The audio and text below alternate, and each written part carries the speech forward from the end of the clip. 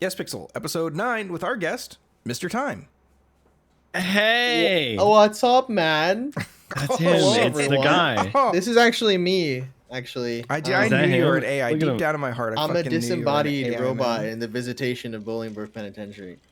Explains the lack of personality in his character. See, he knows Ooh, exactly nice. what's happening. Good dude. burn. If you guys don't All know, right, ladies and gentlemen of the interwebs, we have for you an amazing show today. Not only do we have guest Mr. Time, but we have a new sponsor. Brand new sponsor for this week. I'm ready to hear it. Who do we got? All right, ladies and gentlemen, we have landed the Grass sponsorship. That's right. We're sponsored by Grass. As of 3 days ago, Let's Grass reached out to us. It said, listen, we know not a lot of the people who watch your podcast touch Grass, but we were thinking maybe we can give you guys a little bit of a deal. So we're What kind of getting deal- what kind of deal can we each one look of at? us. Each one of us is getting 10 blades of grass. Yeah, with stock, Okay. so we can replant that. That's basically infinite grass. I'm feeling an infinite grass. That's hack infinite coming up. grass. That's what I'm saying. So big up for the Yespixel podcast. Dude, let's go, This is boys. sick. Thanks so much for supporting us. Thanks for don't forget to use Thank you, hashtag Grass. Seriously. code. Yeah, the Yespixel podcast. We appreciate you. Thanks, Grass. Yeah, yes. Thank you. Hashtag Yespixel podcast. We appreciate you. Thanks, Grass. Yeah. Make sure to on your favorite social media platform. All right. Perfect, yeah. That was good. Really good. Really good stuff, guys. I Hell think the people at Grassco are gonna be really happy about that. Grassco devs are reaching out to me already, dude. They got As some new someone grass who's in been the using works. grass for about a couple weeks now, it's really grown to be one of my favorite products. Oh, excellent. Mr. Time, what's up, man? Hello. It is early for me. I'm a little tired, honestly, but I pumped some caffeine into my system, so Dude, I'm let's feeling go. great. I'm ready to roll. Yeah. Right on. Dude, it's about Actually- time we had you on the show, to be honest. Yeah. It's been- Yeah. We're one of the first recommendations we had when we were thinking of guests. Mm-hmm. Yeah, Yeah. we took Unfortunately, you're too low numbers. Weren't really feeling it. But now, Yeah. Mr. Time, Now why don't I you got tell us Pryo, about? dude. Oh Now I shit, mean the cat's shit, out of the dude. bag. Now I mean shit to you, dude. That's right, exactly. See, once you have Prio and no pixel, that's when you matter. That's when I can start paying Oh, you attention to you. spoiled it. I You said gotta let it. He him do said the it. reveal. He did. He said it already. Okay. All right. Sorry. Yeah. Luckily, I'm very grateful to have gotten Pryo. So yeah, the Very big news. My exciting. man's got Prio. Yeah. And I think all of yeah. us here have been talking for ever since we've RP'd with you that you deserve it. I've definitely run many a Twitter crusade trying to get you Prio. Yeah, one in the There was podcast just the too. one. But Yeah, we did one on the pod. Dude, maybe that's the one that Really? did it. Jesus Maybe Christ. from the podcast that comes out next week is why it happened. We did. There was a Twitter sure, feud. maybe. Everybody retweeted it. Like so many people retweeted the Get Mr. Time podcast. Get Mr. Dude, Time it- Prio. It feels. It's. I don't know. It's like it's such a weird feeling, to see like people actually, like give a shit. It sounds a little fucked up, but like, am I allowed? I have a really bad mouth. Am I allowed to say shit? No, you can't say shit. You can't say fuck. You definitely can't say cunt. Oh, Don't say any shit, of those. okay. Okay. Okay, sorry. But no, it was good to see. Honestly, like I hate. My biggest worry is not sounding like grateful enough, but like it really means like so much to me that like people do that kind of crap on Twitter, and it's honestly just crazy to watch. Yeah, man. Being Well, recognized is huge, right? Yeah. In my opinion, very long time coming. It should have happened a long time ago. Mm-hmm. So I'm glad it somebody finally got around to flipping to ones and zeros and whatnot. I wonder actually what did it. Like what specific thing did it? Sometimes it's just Who like knows? it's not a specific thing. Often it is, but sometimes it's just like an admin or a dev just sees you and goes like, "Okay, dude, like this guy's been consistent. I've seen him long enough. I've seen his name enough. People have been talking about him enough. Like, okay, like it's time." You know what it It's was? time. It was the It's Mr. Time. it was the Yespixel podcast that got me Pryo, baby. Yeah, buddy. Yeah, All right, baby. Mr. Time. No Prompts. pixel role player. We want to know a little bit more about you. We want to know let's go way back. Let's take the way back time machine. Mhm. What was it like being And let's- born? Yeah. Do you That's too remember far. being born? Is that a thing? Do people remember that? Some people actually do, and I was think that's dark. weird. Because like my earliest childhood memory was when I was like 4 or 5, so I can't even remember anything before that. My earliest was this one time I was in the pram and my mother she left me, and it's stuck. Your Yeah. first memory is being abandoned. It's for like 2 minutes, but it was long enough for it to imprint. Your forever. brain turned on. You're like, oh wait, what the fuck? Oh god. Oh God, Just Mom, survive. please. That's terrible. All right, That's fuck why you. I'm an asshole in roleplay event. What's your first It's memory? actually channeling trauma. What's your first memory, Mr. Time? Give it to us. Being in a being in a baby chair, like a high chair, and being laughed at by my family. Okay, so your first memory is being ridiculed. Nice. Okay. Yeah, it was great. It was awesome. And now I ridicule people in roleplay. My first There you memory go. is I was walking on a sidewalk with like one of those like old metal curtain rods that like slides in and out, but it was like old and rustic because I found it on the street. And I was like walking with it like, you know, like a blind person uses a cane to walk with. I was doing that, but it like caught in like the lip of the sidewalk. And then so like the rusty Oh, sharp no. end like went into my abdomen, and I had to be like life flighted to go get surgery. Jesus. Okay, Dog well, kinda stick. now that we got all that out of the way, everyone's got that off their shoulders. Wait, did you say your first memory, Trons? I don't even remember what it was. You I have remember to- a dream that I had when I was young, where I was pretty young because I remember it was in like the first house we lived in. I had this dream where my dad was under his car working, like, you know, cliche legs sticking out from under the car. He was turning a wrench underneath, and I was on the lawn, the front lawn, and there was a mattress for whatever reason on the lawn. So I went over and I got on top of it. And then I look over to a tree nearby and I see this big red button. So I run over and I push the big red button and I run back to the mattress. And apparently I had turned off gravity. And so we all just started floating away from I'm floating on this mattress. My dad is under the car. The car and him are both floating upwards and he doesn't realize. He's And then he still asked working me to on it. hand him a wrench. Right. And meanwhile, we're like 40 feet up in the air by this point. So I'm like a little concerned. And I think I woke up after that. Nice. That was awesome. It was a cool dream. Yeah, I was very young. And had a That's concept of gravity. I was very Yeah, it's actually I crazy. was a What the very heck? smart kid. It's wild. Yes. Mr. Time, Yes. you play on No Pixel, right? Every now and then. Okay. We want to know how did that happen? How did that happen? What got you interested in No Pixel? And tell us a little bit about applying. Yeah. No Pixel. So it all started with the great 3.0 boom. When I was in a big XUC phase. I was watching a lot of XUC at the time. Yeah. And I didn't know you were a juicer. I- Oh God. fucking I'm not Juicer. I'm a juicer on occasion. I'm a juicer on occasion. And Juicer Light. he was Ah, playing, come on, dude! Come on, dude! He was playing No Pixel. And I was like, wait, this is pretty cool. I didn't know this was like a thing. I didn't know like people roleplayed like on GTA. Like I did a lot of text roleplay on like Discord servers, like just like writing stories with people. Nice. And so I was like, yeah. wait, why Just get do some that MERP when in. I could just, yeah, I can do some MERP. So why can't I just do that in a game too? And so I was just like, all right, I am gonna apply to this thing and see where it goes. I do my first application, get denied. The second application, boom, I get in. Thankfully, Okay. thank God. And That's perfect because that answers one of our questions for later, which is how many applications it takes. Ah, So you're yeah, a one yeah. application Andy, huh? Two. Yeah. Two applications. Oh shit. Yeah, my second bad. one. What happened to the first one? Denied. Yeah, just denied. I think it was. I mean, I can't really say much, obviously, but like, Like, I why just do you think it was not like, trying like you enough. shitty writing, didn't have enough details? I wasn't. like- I didn't try enough. Okay. Yeah, but second one, I just did I just fucking went off and just it paid off. But I did not start off playing Bane actually. I think I got whitelisted in May of last year. No. I think it was like a little early, like April maybe. But I started playing a character named Able Unable, and his whole gimmick was that like he was just like clumsy as hell and he couldn't do anything properly.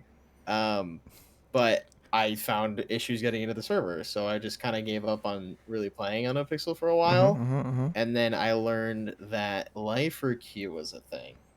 Oh, yeah, because that and came I out was- very early at 3.0. Yup. And I saw it and I was like, huh. I can play a prisoner well, I can get prio on the server and get queued to get immediately in, and the payoff is that I have to play a prisoner. I was like, this should be fun. I'm just gonna do this whole thing and like use it as a way to get comfortable role playing on the server. And I made Bane. So I mean, a lot of people might not know this because he's more commonly known as Bane, but his actual name is Lennon. He was not supposed to be Bane in the slightest, but he started off as Lennon, and he kind of was like, I kind of was inspired by like Hannibal Lecter and all that kind of Mhm. stuff, like just cannibal, like serial killer stuff. And originally he was just supposed to like farm like Monka W's and just be scary and just be this weirdo like criminal that like people saw in jail. And just the more I played him, the more I talked to people, and then it just spiraled into what it is now. So What was the yeah, impetus of being called Bane? what was like what started it? Yeah. So Charles. a lot of people think Buddha like coined it. It was not Buddha. Buddha was not the first one to call him Bane. It was another lifer actually named Johnny at the time. He had like purple hair and it had like a skinning thing. All lifers are fucked up, but yeah, he started calling him Bane, and and it just stuck for him. And then Lion came along and was just like, okay, you're Bane now because I don't know your actual name. And then everyone like he just started spreading the name to Crims and shit, and then he was just known as Bane, and Mhm. that's where that came from. It actually influenced the voice a lot. In the beginning, it was really different, but once he started getting called Bane, the voice just kind of morphed into a more like Mm-hmm. gravelly, like deeper, kind of like elegant kind of tone. You know? Yes. Some people might not know, but I was one of the first lifers. I made Killua Yeah. Yazuka like the day lifer queue became a thing. And that was awesome. It was so sick when it first came out because my prio was still in like limbo at the time. So I had the same thought, like, oh, I can jump in, be on the server, do some shit. And then on days where it was basically like, I'll try to get in using like the weird methods that everybody's not supposed to share, but shares. And then if I get in, I'll just play like Stanky Leg. But if I don't, then I'll jump on Killua Yazuka. And, and that was a fun time. dude, it was so wholesome early on. There was like little fights over like these are our bleachers. Like that's what we were fighting over. Like these are our bleachers. And then we'd get in a big fight and be like, no, they are our bleachers. Yeah, it was good. It was good. It was really fun. It was a lot of fun. And then fucking Charles would come in, you and the Littlemans with Fontaine. You guys were way back, like the Littlemans with the prison, like way back. Yep. We tried to do some, we tried to make role play in there when we could. And it When paid they off. inevitably got Every- caught, they tried to use the excuse that they were making role play in the prison. Nobody actually liked prison Yeah. role play, Charles. You know Yeah. this. It was better. yeah. It was I liked some of it back in the day when it was a little bit easier to get out because we'd still just stay in for a while. I think lately we end up getting such huge punishments that we don't mind staying in for an hour or two, but when it's like 4 or 5 hours, we're just Yeah. like Bedtime. I think maybe I'll go Bedtime. catch some criminals or Yeah, I think the last time I got arrested as a littleman, it was on Crim Littleman. I think I stayed for like 3 hours in the prison hiding from the DOC. I ended up getting on the roof. I was like stealthing out a couple times. I remember this. Yeah. I ended up taking one of them hostage, and I was like, "Where's Bane? Bring Bane!" I think I was on my Duberman when you were doing that, to be honest. Yeah, there was the girl. I can't remember her name, but she was like the impromptu leader. So she was- Murara. Yeah. Amelia. Yeah, and so he ended up taking a bunch of the DOC hostage, and was like dropping them off the edge, and what he ended up getting out was 15 slushies and the ability for the Littlemans to bring a commissary to the prisoners, to the lifers. Yes. It was good like times. TVs and shit because we've done that. Yeah, perfect commissary, man. Whatever. Actually, for those of you who watch every episode of the podcast, there was a little something on the last one. Or was it the last one? No, it was the last one with no, it was 2 ago with Crayon. Yeah. Yeah. Yeah, and she mentioned how a television that we had stolen with her was still in her possession like 6 months later. Was that when she was like dressed up as like a disguise, like, and she was like someone Yeah, she had, else? like, the that weird was funny. Fuzzy jacket, I remember the mask. that. We played it off as if she were our aunt. Dude, Crayon is such a funny role player. She gets so deep in the RP. Recently on John Hydra, I got bribed by Abdul effectively for $100,000 to not add kidnapping to his timeline, and it paid off Pred, so we're all good. But when I called Fontaine, and I was like, I want to call people. I want to call somebody who's gonna like actually give John Hydra advice. I want to call somebody who's gonna make it bad for John Hydra. So I called Tommy Tinker, and then I'm gonna call somebody who's gonna like either kill me and take the money or make it like do it serious. Like That's so good. When you called me and told me you told Tommy, I was like, oh, you're like, you're the dumbest no. motherfucker on the planet. You're so stupid. But then I called Tommy, and then I called Fontaine, and she of course answers her phone the same way she always does. Who is this and how did you get this number? Right. And then I told her, I was like on a roof. She's like, are you gonna kill me? And I was like, no, but you might kill me. And she comes and she's like, all right, come with me. And she takes me down to her car, and like she goes hides in an alley, and she like puts some briefcase money cases in his trunk, and she's like, you put the money in here. You don't put it in your bank. You spend it on dinner. You spend it on gas. You spend it on this. Untraceable. You put it in your apartment and you wait. It was really funny. And I didn't have the heart. She told me how to use cases and things too. She also said, I remember in the podcast, that she doesn't spend money from the bank or anything like that. She plays her character very serious, yeah. Yeah, like actual traits that she sticks to. Fucking living out of a caravan, who would do that? Oh, dude. Oh, the fucking van, dude. The RV, yeah. I wish she streamed more. Her streams are very, like, she's a very funny streamer.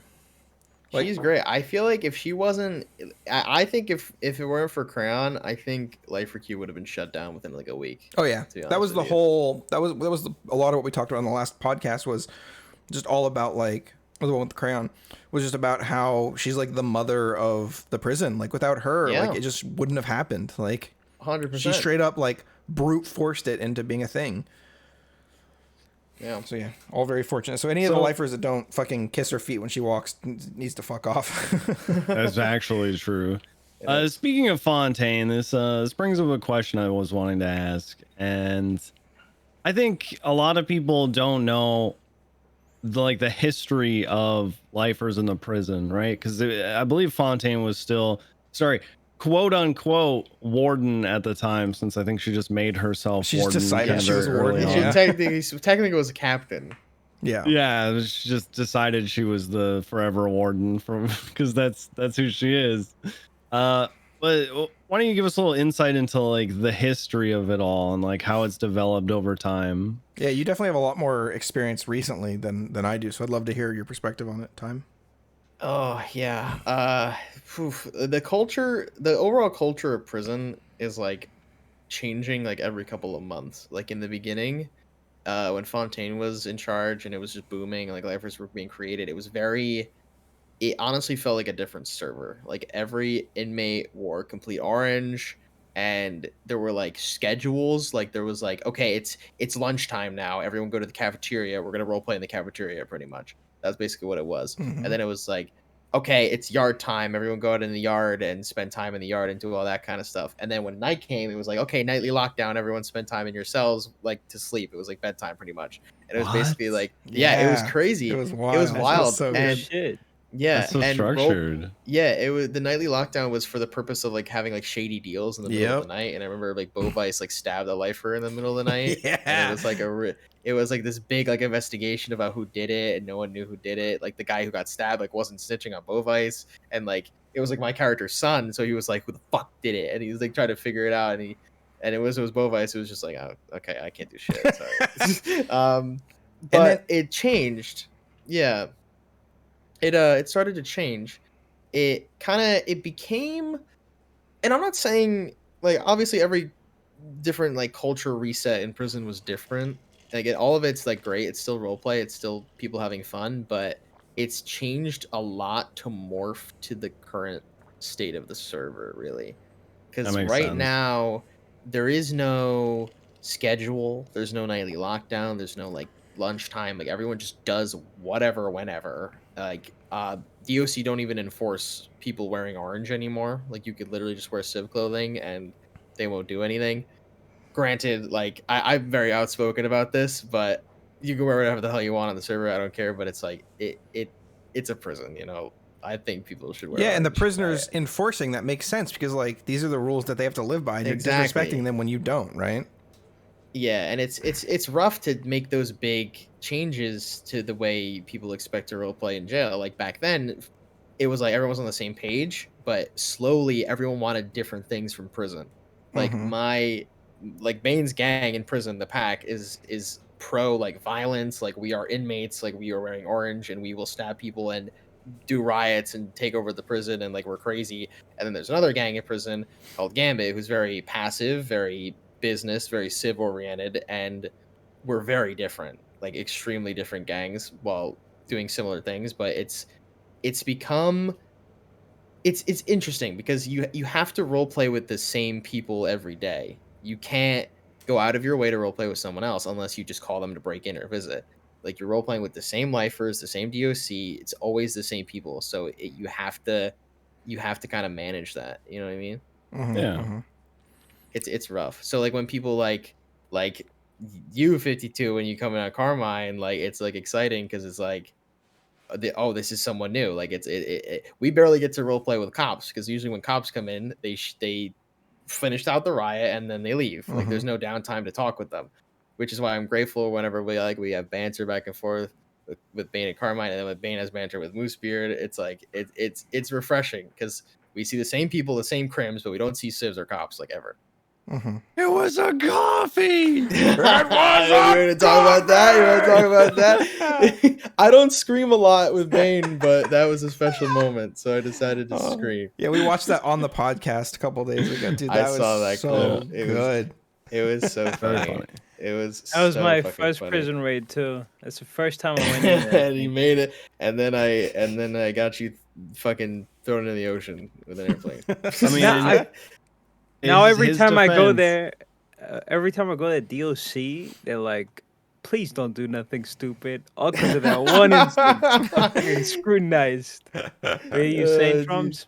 Oh, I was gonna say in your defense, I did tell you if they have anything in their hands to shoot them. So I should have.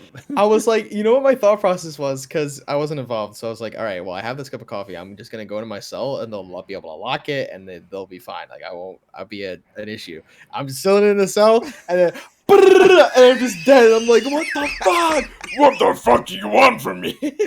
Oh fuck, man, that's so good. Yeah, you know what you reminded me It of? was You reminded awesome. me of back in the day where when Crayon was when Fontaine was the warden during the night raids, the DOC would make them look through their eyes, go first person, and then go on a specific like path, right? And then if you got seen, she would do like a Metal Gear like doodling. like exit, and they would start running towards you. Dude, it was so fucking exciting, and we could like go trade money. If you wanted to kill somebody, we could go kill a DOC, and they wouldn't like 13 for it. Dude, it was so sick, man. Yeah, nowadays DOC high command shuffles like every 3 to 6 months, and there's no like DOC are like cycling in and out all the time. Go to PD, and like obviously like it's just different. It's a very different environment, but it's just not as. I'll be honest with you, it's not as authentic as it was back then. It really was not. It's not the same. That's why I'm so excited to just not like be able to have to roleplay in there anymore. Not that it's a bad, but it's like, dude, Bane in the City is gonna be wild. I've been doing it for like 16 months. I hope you're ready for Tough Guy RP. Yeah, because the fear that Bane, because knows. in the prison, Bane has earned the respect of people. He has fear. He's like the new Bovice, right? In a way. Bovice is still Bovice, but he doesn't come around as much. So Bane is kind of the new Bovice. He's like, oh, fuck, like I pissed this guy off. So people, when they come in, like, you have all the power. But out in the world, you're going to get G-checked by somebody, and you're going to be like, do you know what we do to people like you in the prison? And they're going to shoot you in the face, right?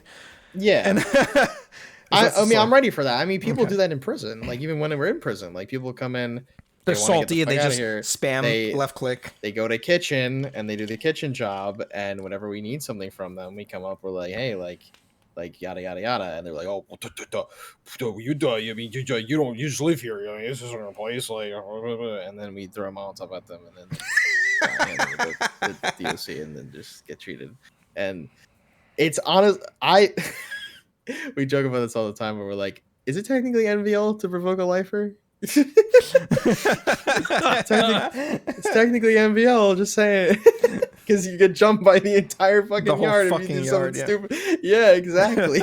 I have an idea That for is true. free Mr. Time. I'm listening. So the goal is for Bane to get out of prison somehow. Yes. Is this going to be like through the law? Is he going to break out? What are your plans? Well, I don't know if you know, but right now a parole hearing is being set up for Bane to get out of jail on parole. Ooh, okay. Yeah. So Adam was brought back from the deep dark void he disappeared into, Adam Nielsen, and he's gonna be Bane's lawyer. Oh, you're And fucked. it makes perfect sense, right? Like it had to be like since the beginning. Like I remember like his RPer was talking about how he wanted to help Bane get out of prison, and so we were just like, and like Penny was like, all right, well we're gonna get Adam back for this. But anywho, but no, the post should be on the docket soon. The parole hearing should be scheduled like hopefully this month. We're thinking about like this month, and then after that it's Civ RP for a little while, and then we can do some crimp stuff. That's kind of what we're hoping to do. Fuck yeah, that's so sick. What you should I'm do excited. is for those days where you know you have too much ADHD and you're not going to be able to not do crim shit on Bane. Yes. Dude, you should make a fucking DOC and you should try to make that guy the warden. I do want a DOC, but I do not want to be the warden. Dude, I think Because you'd be so good at it. the shit I hear from the people that become the warden, like they pulled in 27 different directions. Like there's so much I responsibility. think you have so much and- respect from the lifers and the like just people that know who you are. I think you'd be able to handle that with a lot of elegance. I think you could.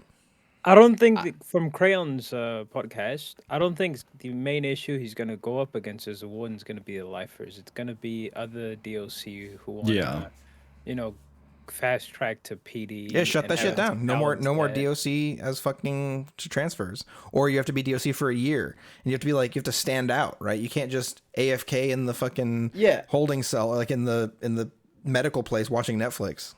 I mean, I was it's, talking to, it's not just that. It's so much more. It's the same as PD, right? Like PD, a third of the time our problems are the criminals, and 2/3 of the time it's other cops. That's true. Right? That's so fucking true. I was talking to Hydra about this before we started, but I see no problem in DOC having goals to become cops. Like you come in, you be DOC for a while, and you move on to PD.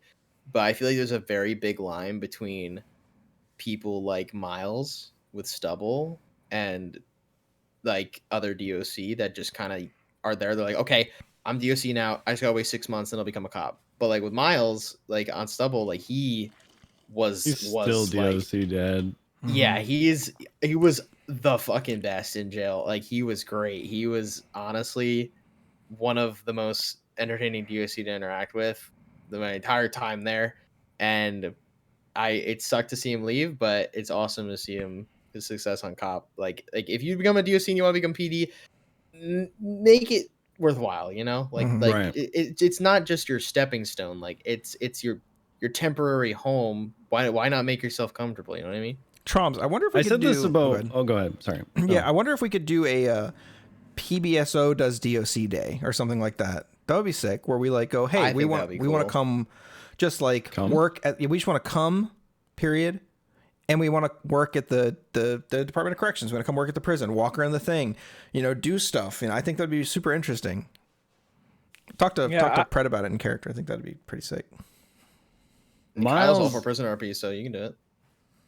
Yeah, he loves that. Miles, I think he falls into a similar category to like how I don't know how other people see me, but how I would consider myself as like a cop is like I've used this analogy of being like a Swiss Army knife. It's where you've got all these different tools at your disposal. You've got, a really sharp knife. You've got a saw for cutting all kinds of stuff, all these really useful tools. But then on the other hand, you've got some really like weird tools that you'll never ever use, like a flathead screwdriver or the weird pair of scissors with a spring attached to it, right? Like, and I feel like that's Miles as well, where he's like a very, very useful tool, but at the same time he's got all these other weird tools that can fit any other situation, right? Like, I mean, I think that kind of RP should apply to like everyone, you know? Like I feel like you should be able to mesh with all kinds of stuff, because I think that's when it becomes really enjoyable. I think as a cop as well, it's probably one of the most important tools is like knowing when to take something very seriously. Like, okay, S plus boost, they're shooting at us. Like, it's time to crack down. No silly goofy. But then, you know, you're dealing with the Dubermans, or you're dealing with just anybody who you can kind of get the vibe that this is like a less than serious situation, and you kind of pull out your goofy pair of scissors and do you guys start acting goofy. Do you guys know about Leave the Area? Do you guys know about this? No. Okay, I have a clip.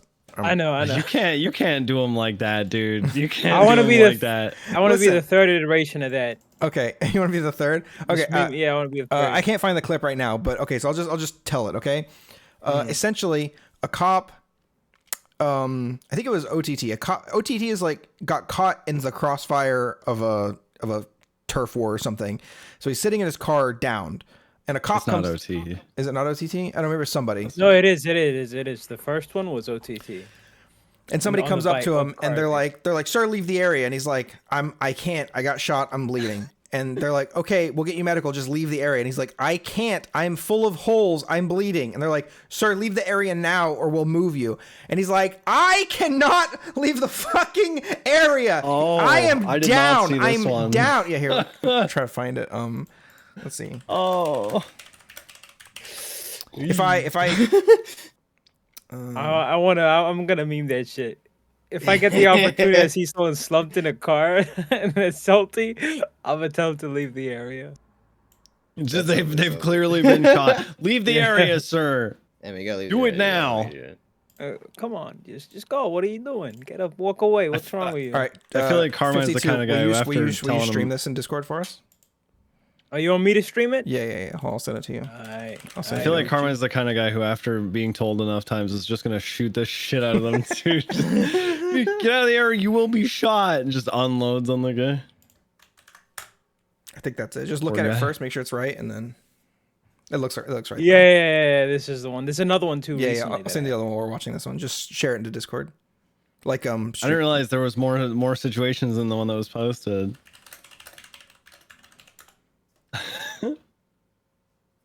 Poor guys. All right. Emotes? In a few clicks? Oh my god, wait, he's down. Like he wasn't like RPing his. Oh my god. Wait. That's why it's funny. What are we watching? Skip ad? Okay. Volume on, please. Go.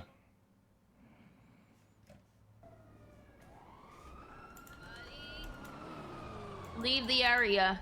Kind of hard to leave the area when I was driving through and got shot by these fucking morons. Okay, leave the area, sir. I am fucking bleeding out, ma'am. You're bleeding out? I randomly got shot by these fucking twats. Okay, then in order to avoid being shot at, move forward and call for 911. Shut the fuck up, you dumb Okay, fuck. there's gonna be an individual You dumb fuck. You dumb fuck. Is she stupid? Sir, leave the area. Are you guys fucking dumb? I'm bleeding. I can't move. We'll get you out. Get out of here. You dumb fuck! I've told you 4 times I can't move. I'm down. He finally says the magic word, right? You guys I'm fucking down. dumb, hard of hearing, dumb fuck. Easy. Jesus Christ. Don't you? Oh my fucking god. I love Nikki just Pause. she gets on the thing.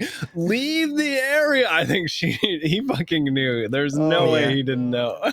Yeah. Oh my god. So there's that. And then recently there's Oh Leave the my Area God. 2.0. Who is that? I don't remember. I'm not sure. It was Ruger, Oh, and he told him to get out of the car, and he's like, I can't get out of the car. He's like, get out of the car. I physically cannot get out of the car. Get out of the car. Oh, I just want to say something about the roleplay Okay. that's down. It's Jamal, played by Gangster's Paradise. That dude's fucking amazing. Man. Is he? He's And I one don't know of any of the- these yeah. people. I actually got in a fight on Reddit with somebody about this scene just because I was like, I think that I didn't know if the guy was bugged or RPing that he was stuck in a car because it's like a very common thing. You know, if a car's upside down, you can't get out because seatbelt's stuck or whatever. So I was like, if he's RPing, it's actually great ARP. And if he's stuck, fuck it. It's still good RP, like from the cop's perspective. But we'll talk more about it after this. right now with your hands up. Classic. Why? I didn't do anything. Get out of the car with your hands I up. can't. I'm stuck. Crawl out of the fucking vehicle Do you with your not hands know how up. to fucking listen, sir? I mean, Do you know how to fucking listen? Sir, did you Do graduate? you know how to fucking listen? when did you Sir, did you graduate? Do graduate? you know how to fucking listen? Sir, did you Do graduate? you know how to fucking listen? Sir, just like I my am giving friend you a OTT would lawful always say, order. man, I can't get out of the car. I'm stuck. Oider. Any oiders? I'm literally stuck. You Yeah, I need fucking another officer down brain-dead here with moron. me. I mean, I feel like halfway through, like Yeah, after he's telling me to saying get out that a he's couple having trouble times, getting out of the car, so I might have it to would just have tase been his like- ass out if he's gonna be Oh uncompliant. my So I thought he was God. alone. I'm uncompliant, but I But he's can't actually get out. not. There's someone else there. Get out of the Like car. a- It's simple. It's like a blind person trying to read. Like, Oh don't be my fucking stupid, man. Like, I'm Oh literally my stuck. God. Okay, all right. Oh, About 52. Ruger. So I love the guy. I love Ruger. yeah, I haven't You interacted gotta- with him, so I don't know him very well. But there's a. I don't remember why we started watching him, but the thing that I wanted to talk about was like in like PD and in prison, when you're in like these like situations that are atypical to like the standard no pixel experience, you almost have like a responsibility to the people that you're role playing with to like role play extra hard, right? I have to be willing as a cop or as a lifer to, in a way, kind of go like, here's the way things are done, and like this is like the way these things are handled, and then also like if somebody's like not getting it, with grace, kind of explain it to them, and not just go, not force them to say like I'm down, right? I think there's a lot of times as cops where we can get like laser focused on the result of what's happening, right? Which is like, I need the bad guys to be in handcuffs. And then once they're all in handcuffs, then we can do the thing, right? Then we can like, we can bring the adrenaline down, go do the thing. But I got not annoyed, but I mentioned it, so I was like, it almost felt like the cop in the Ruger in this case kind of forgot to RP a little bit. Like he's so like aligned with the SOPs that he forgot about like the key reason that we're all here, which is to role play. And I'm not saying that was his, I can't speak for his intent, but it's like a high adrenaline situation. So it's like, oh, I need to remember to like find the RP in all of these situations, you know? Oh, sorry, you're talking about like being a Swiss Army knife, right? Yeah. And so in this case, he was like the knife part of the Swiss Army knife, and like maybe some tweezers would have been a little more appropriate. I see that, dude. This kind of stuff happens all the time, especially in prison, because take Bane for example, right? If Bane and his boys do a riot, our goal, like, we go hard, like we try to wipe PD, and like granted, we did eventually, but we talk about that later. Our goal is to just wipe PD and like just go hard and kill as many people as possible, because like that's our thing, like that's our serious crim lifers, pretty much, I guess you call them. But then when we're on Dobermans, which I don't know if you or know of them, Hydra, but Troms does. We do SBS stuff, like SBS lifer stuff, so like we could riot. I remember there was a time where we rioted, and me and Seal, who plays Bobby, we were on his Doberman as well, and we dressed in like green skin suits, and we laid on the pool table, and we were like RPing that we were in the pool table, and like I could get you a clip of it. It's the funniest shit on the planet. Yeah. But pretty much he is pool table, because so they come in and like they're initially like just like, oh yeah, like hands up, like surrender, yada yada yada, and we had to like kind of like be like, into we're RPing. we're a pool table, man, like we can't put our hands up. But yeah, some people, you gotta get it, you know, you gotta get it.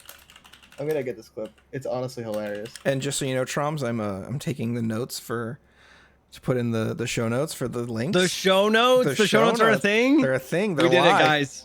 We did it. We got the show notes. It's about fucking time. His chat bullies him every time. Every time I come to his chat, or just randomly after the podcast, they'll be like, Troms, you always say you can find them in the show notes. There's no fucking show notes. Yeah, I caused this. That's my fault. Okay, I found the clip. Where do you want me to put this? Just stream it in Discord. Okay. Stream your Or you can give it to. desktop with your Actually, no. hentai Give it to background. 52 Chains. Let him do it. He's been doing great. Okay. Let me. Yeah. Here you go.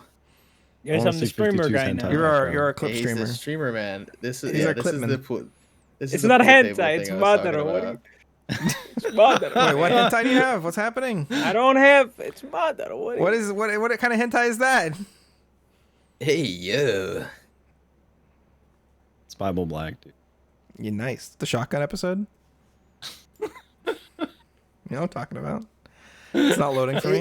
It's just spinning. Everybody who Yeah, it's just knows letting me knows. Is it loading for you guys? No, I just I'm see it experiencing reduced quality. Yeah. This clip, I Fitz, don't we like just promoted you to the genuinely- clip guy. Could you not fuck it up, please? I don't like Yeah, you really genuinely screwed bust this out up. laughing a lot in Mhm. RP, but like this is a moment where like just destroyed me. And Seal is Oh, so look, funny. it's Crawford. Seal is so funny. Okay, I'm ready. Oh wait, hold on. Dude, oh, he wait, literally pause, is, pause, dude. hold on. OOC, local, snobby Duberman. I put the tasers and cartridges down where the scene was by the door, praying it didn't despawn. The taser clearly has Sharpie on it to look like a gun. Actually real. The Durban's so stupid. Dude, Seal, hey, okay, before we start this clip, big shout out to Seal because he's actually one of the funniest guys, and I he's so completely agree with you. underrated. Mm-hmm. So I asked him recently, I was like, bro, who you been riding with? Because I will take him any opportunity I can as cop, and we'll ride together. And he goes, nobody. You're the only person who rides with me. And I was blown away. I was like, there's no fucking way. How do people not know how funny you are? Because he really makes is me so laugh good. so hard. And he says recently, he's like, I think I wanted a massage for some reason. And he goes, I can give you a massage. I'm a misogynist. I had Walnut there too, and Walnut lost it. Like and Walnut's it's not so often funny. that you get Walnut to like bust a rib laughing, but we can watch the clip now. Alright. Show notes, guys. Show notes for the clips. Jab. Smells like Crawford. Jab him some balls. Blended into pool table. 2, 1. Nothing sus about this table. Just your average pool table. Wait a second. I heard something. Luckily, you guys had There's a Turo voice coming there. from here. Yeah, Toro's great too. It smells like fucking rain. It's me. I'm a sentient pool table. A new religion at the Bolingbroke Penitentiary. It's just the way he says it. It's his inflection in his voice. Like he could say, At me, or I... he could say anything, and he will make it sound funny. 2, 1. It's me. I'm a sentient pool table. I heard something. Is that I oh heard a noise coming man, from here. McTavish? It Yes. smells like fucking rain. It's McTavish me. I'm a DOC. sentient pool table. A new religion at the Bolingbroke Penitentiary. Yeah, he's so funny, dude. He needs Pryo next, man. He, classic. like seriously, like if you want to go hard on another person for Pryo, like you were talking Okay. about, Got Bobby, it. dude. I didn't Seal, know, dude. He should have it. He's so funny. 100% Seal, man. He is so fucking funny. I actually, he just got back to me about coming on the episode one of these days. So Yes, He's perfect. so good. So I can't wait to good. hear his real voice because he never streamed. it's actually super high pitched. How do you know this? I talked to him. Okay. We have our own fair Like on the share of phone? escapades, Yeah, he calls me. Okay. He's like, he doesn't call me. You call Seal? and I'm like, yeah, what's up, man? I'll use my real. I'm like, hey, what's up, man? What's going on? And he's like, You, that is so high pitched. We can't even hear it. It's so high that it was. that's what it's like for me. I can't hear him sometimes. So. I actually raid on Destiny with him. I don't think you'll ever see that side of him like I do. Yeah. Okay. Just throwing Time. slurs around. Yeah. Troms? Mr. Pryo.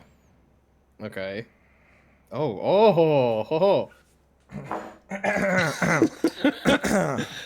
Hold please, hold please. Oh, let's go! Listen. The Pack. You ever heard of them? I've heard their name whispered around the prison a few times, yeah. Yeah, they're a bit of a notorious gang within the Yeah. prison. Yeah. What's gonna happen to them if their leader is gone? They're gonna fall off L, big L, Pack L. Would you leave it to say like Marty or something like that, or There actually has been RP around that lately. Okay. It is being given to, if you know Amelia. Yep. Not Oh, Marty. nice, dude. Amelia is crushed going it. to be it's kind of, I mean, it's cheesy, but it's RP, so everything's cheesy. But the like leader position is called the alpha, pretty much. So cringe. So so Amelia is gonna be the next alpha, pretty much. Yeah. So Marty sucks ass. Like literally, Like actually or sucks ass. Like that's his job. like is he? He does it both. Like Marty, come here. My ass needs a sucking. Knuckle knows I'm fucking with him. No, Knuckle's great. It's just like in character perspective, like Marty is not leadership capable.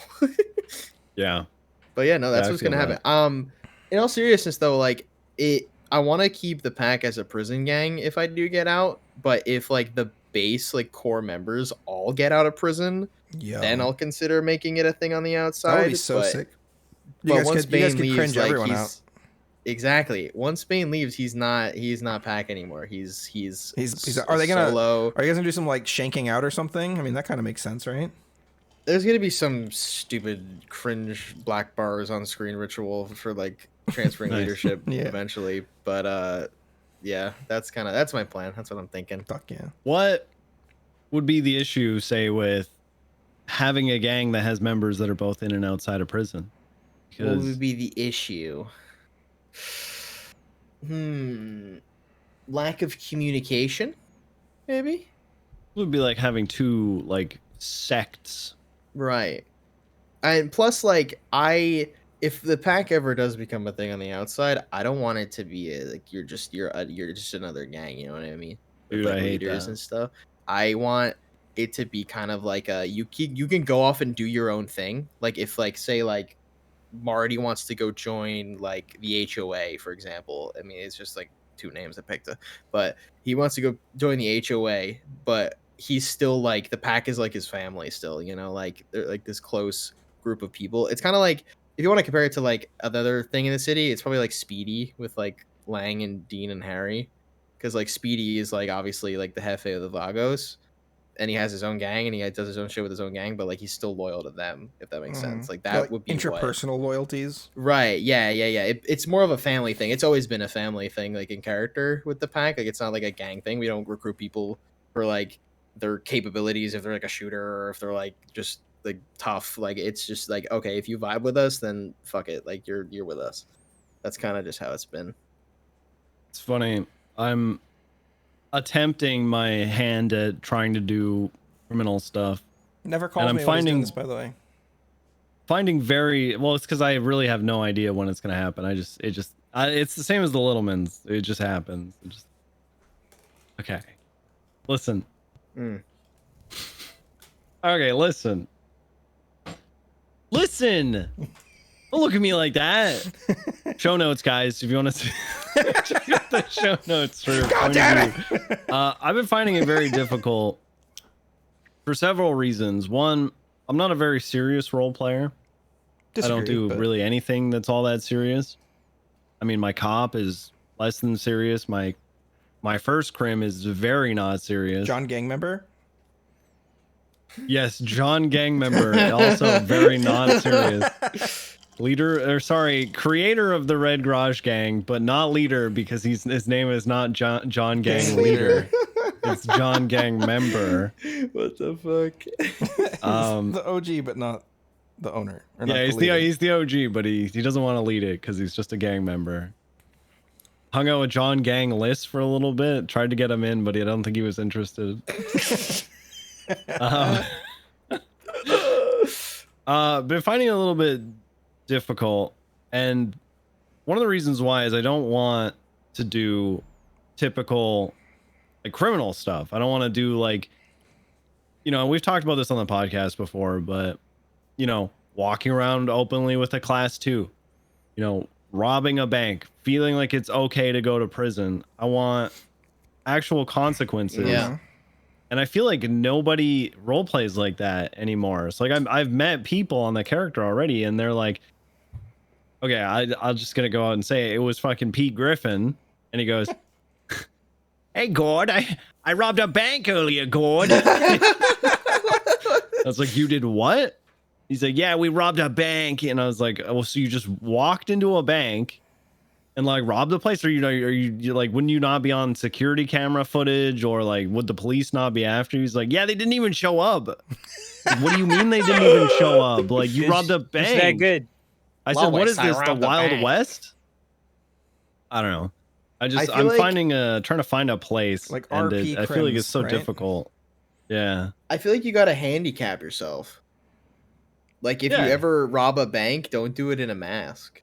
Like get a warrant and like have to get on the run or some shit. Like Or you know what I deliberately mean? leave Like, DNA, right? Punch each other so there's DNA. Yeah, Just like make like it so that like that shit works. It's not that I want to get caught, because I want to be actually afraid of consequences. Yeah. I have characters that go rob banks. Can't you and leave the tell the most evidence people- behind ever. We literally write our names on the wall in crayon saying the Littlemans were here. Yeah, and in parenthesis, we robbed this bank, you stupid cops. I mean, let me tell you this. Like, do you know, I mean, recently Kath on Summer Immersion. Yeah, she Oi, got bruv, caught it's me, racing. Summer. She got caught racing and she wants the racing to be like a big thing. Like if she gets caught racing, it's a big deal. So when she got caught, she OOC'd to them, like was like, "Hey, like give me like 500 months or like 1,000 months or some shit." And like she got put in prison and just role played the entire thing. And I feel like if you just communicate with the people who are processing, I mean, obviously I don't know shit. Like I'm just in prison like for like 16 months. But I feel like if you just talk to the people who are processing you, dude, I know nothing. I don't know mechanics. I don't know anything. It's I gonna don't be know so good, anything. dude. People are gonna try to info dump you. You have to dodge that shit. Yeah, but I feel like if you just talk to the people that are like processing you or whatever, and be like, "Hey, like I want to make this like heavy. I want to make this like count." It's not the you know? police that I'm worried about, because Really? I'm not What are worried you about that worried at about? all. The It's other other crims? It's criminals. other crims, yeah. because they yeah. It's getting involved in a gang and then them going, "Listen, we want to trust you, so we need you to hold onto this grenade and throw it at somebody else while we do a drive-by on their compound, screaming out of the window that this is initiation." Yeah. And it's like, I feel like you got to surround yourself with those kind of what do people. you mean, dude? Like, I almost feel like I want to get into a gang and be like the wise guy. You know what I mean? Like the guy who says like, "Okay, so what's our plan for today?" And then they go, "Oh, we're gonna do this," and it's really fucking stupid. like, and how I are go, you gonna not get caught? No, No, yeah, don't do that. You're a fucking idiot. dude. And then Like, try to come up with like a role play scenario that we could actually do instead of fucking Yeah, dude. throwing a Imagine grenade. criminals planning out their fucking day.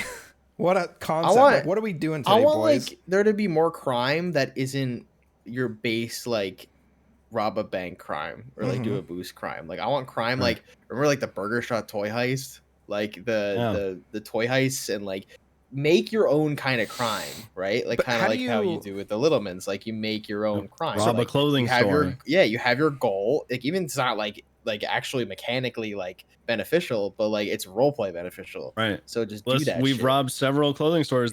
I mean, some of them don't even have working cash registers that you can rob anymore. And like, we'll go in with a hostage. We'll, Jim will put on a new hat and be like, stole this hat. And then we'll role play it in that sense, right? Like there's no mechanics behind it, but there's nobody else on the server who can say that they, have done the clothing store heist as well as we have. Right. Yeah, in prison, like recently, like when we read odds, because our big thing in the pack is like we're always the DOC are our enemy. Like we don't want to go to war with like gangs or like other lifers. We want to go to war with DOC. And one of the things we did to like strike a major blow with DOC, it did nothing. Like they can just repair their cars with like $1,000, but like we broke out of Gen Pop with grenades and we blew up all of their CVPIs that were parked in the motor pool. Nice. And it wasn't like it's not going to cost them a damn thing to repair them. Like they're just going to come back and there's no really big consequences. But it's like a role play statement. It's like saying, "Hey, we can do this. You are not going to restrain us. We could do whatever we want." And we move and like we go forward from there. Like there's nothing. We don't get money from it. We don't get anything from it. It's just blowing up cars and moving on with our lives. Actually, well, no, I got pogs out of it, so it's kind of beneficial. Dude, Heckin' pogs. I had a weird situation. So, like 2 weekends ago, some guy knocked on my door and was like, "Hey, I noticed your grass is kind of tall in the back. Do you want to mow it?" And I was like, "Not really. I'm not too interested." And he's like, "Well, I'll mow it for you." And I was like, "Well, how much?" And he's like, "Can I go take a look?" And we go look at the area in the backyard. It's a pretty big backyard. And the grass, it's like some kind of like offshoot of wheat or something. So it's like really high. But like the bees it's really good for the bees. And like we have like rabbits in the backyard and they really like it because they can hide from birds and shit. So it's like, yeah, we'll just let it grow. It's not really, and we just trim around the fence line. And he's like, "Well, I'll do the whole thing for $150." And I was like, that's pretty good. It's like, "I'll give you 100." And he's like, "Well, maybe." So I was like, "Yeah, give me your card. And if I decide I want you to come cut it, I will." And this is like the second time this guy has come by and been like, "Hey, so you ready for me to do your yard?" I was like, "Dude, I will fucking call you. Like, do not come to my house again. Like, do not come to my house again." Guys had to go tell him that. Jesus. Going back to the role playing consequences thing. Sorry, this guy's about to get some consequences. I get what you guys mean, like people not caring about the consequences, things being speed run, but and people not role playing as hard as maybe they used to back in 3.0. But let's be honest, okay, the server is in a state where the server is a society. That was a joke. That was a joke. We live in a society. Anyway, we live in a society. My father. Where people have a routine set, and because they do it so often, especially on their crim, where being creative is just tasking, effort wise, and there's certain things you got to do for you to be noticed too, because it's a content server and there's eyes, right? So people are not gonna they're not gonna go out of their way to do something they don't have to do for. It's a how do I say this? People's careers are on the server, and that dynamic, it's like a double-edged sword if you're trying to role play. That's what I'm trying to say. Pretty much. No pixel is right, episodic. Like it's just whatever happens in the day, and then the next day you moved on. Usually. So I have a question for. We were talking about like making crime happen. That's not necessarily like robbing banks or fleekas or whatever like people are doing. But how do you, if you want to RP serious criminals, right? That care about consequences, that don't want to get caught, that don't want to carry class 2s on their back, that care about like leaving fingerprints and evidence behind, right? Stuff like that. How do you not lean too far into like the Littleman type of RP for like we're robbing a clothing store, right? How do you like what is there to do, right? I know this is like an infinite world where we could do infinite things pretty much, but how do we like do it where it's not like Papega like farming? You know what I mean? Like, because I think what a lot of it turns out to be is like you end up essentially like grinding for other gangs, but just make it feel very immersive, right? You have to work really hard to RP. It's like, okay, we're selling like, all right, boys, I got us a contact with a really like high up gang, and we're gonna be their weed pushers from now on. Here's what we take it really seriously. Like got guys stacked up. We got guys like lookouts, stuff like that. And then we like get on the radios, and it's not just one guy in a field just selling weed with no mask on because he's going to shoot the cops if they come, right? So it's like that you have to surround yourself with other people in this gang, this hypothetical gang that want to be immersive and role play. Yeah, I was gonna say you have to pick the right crowd to do it with.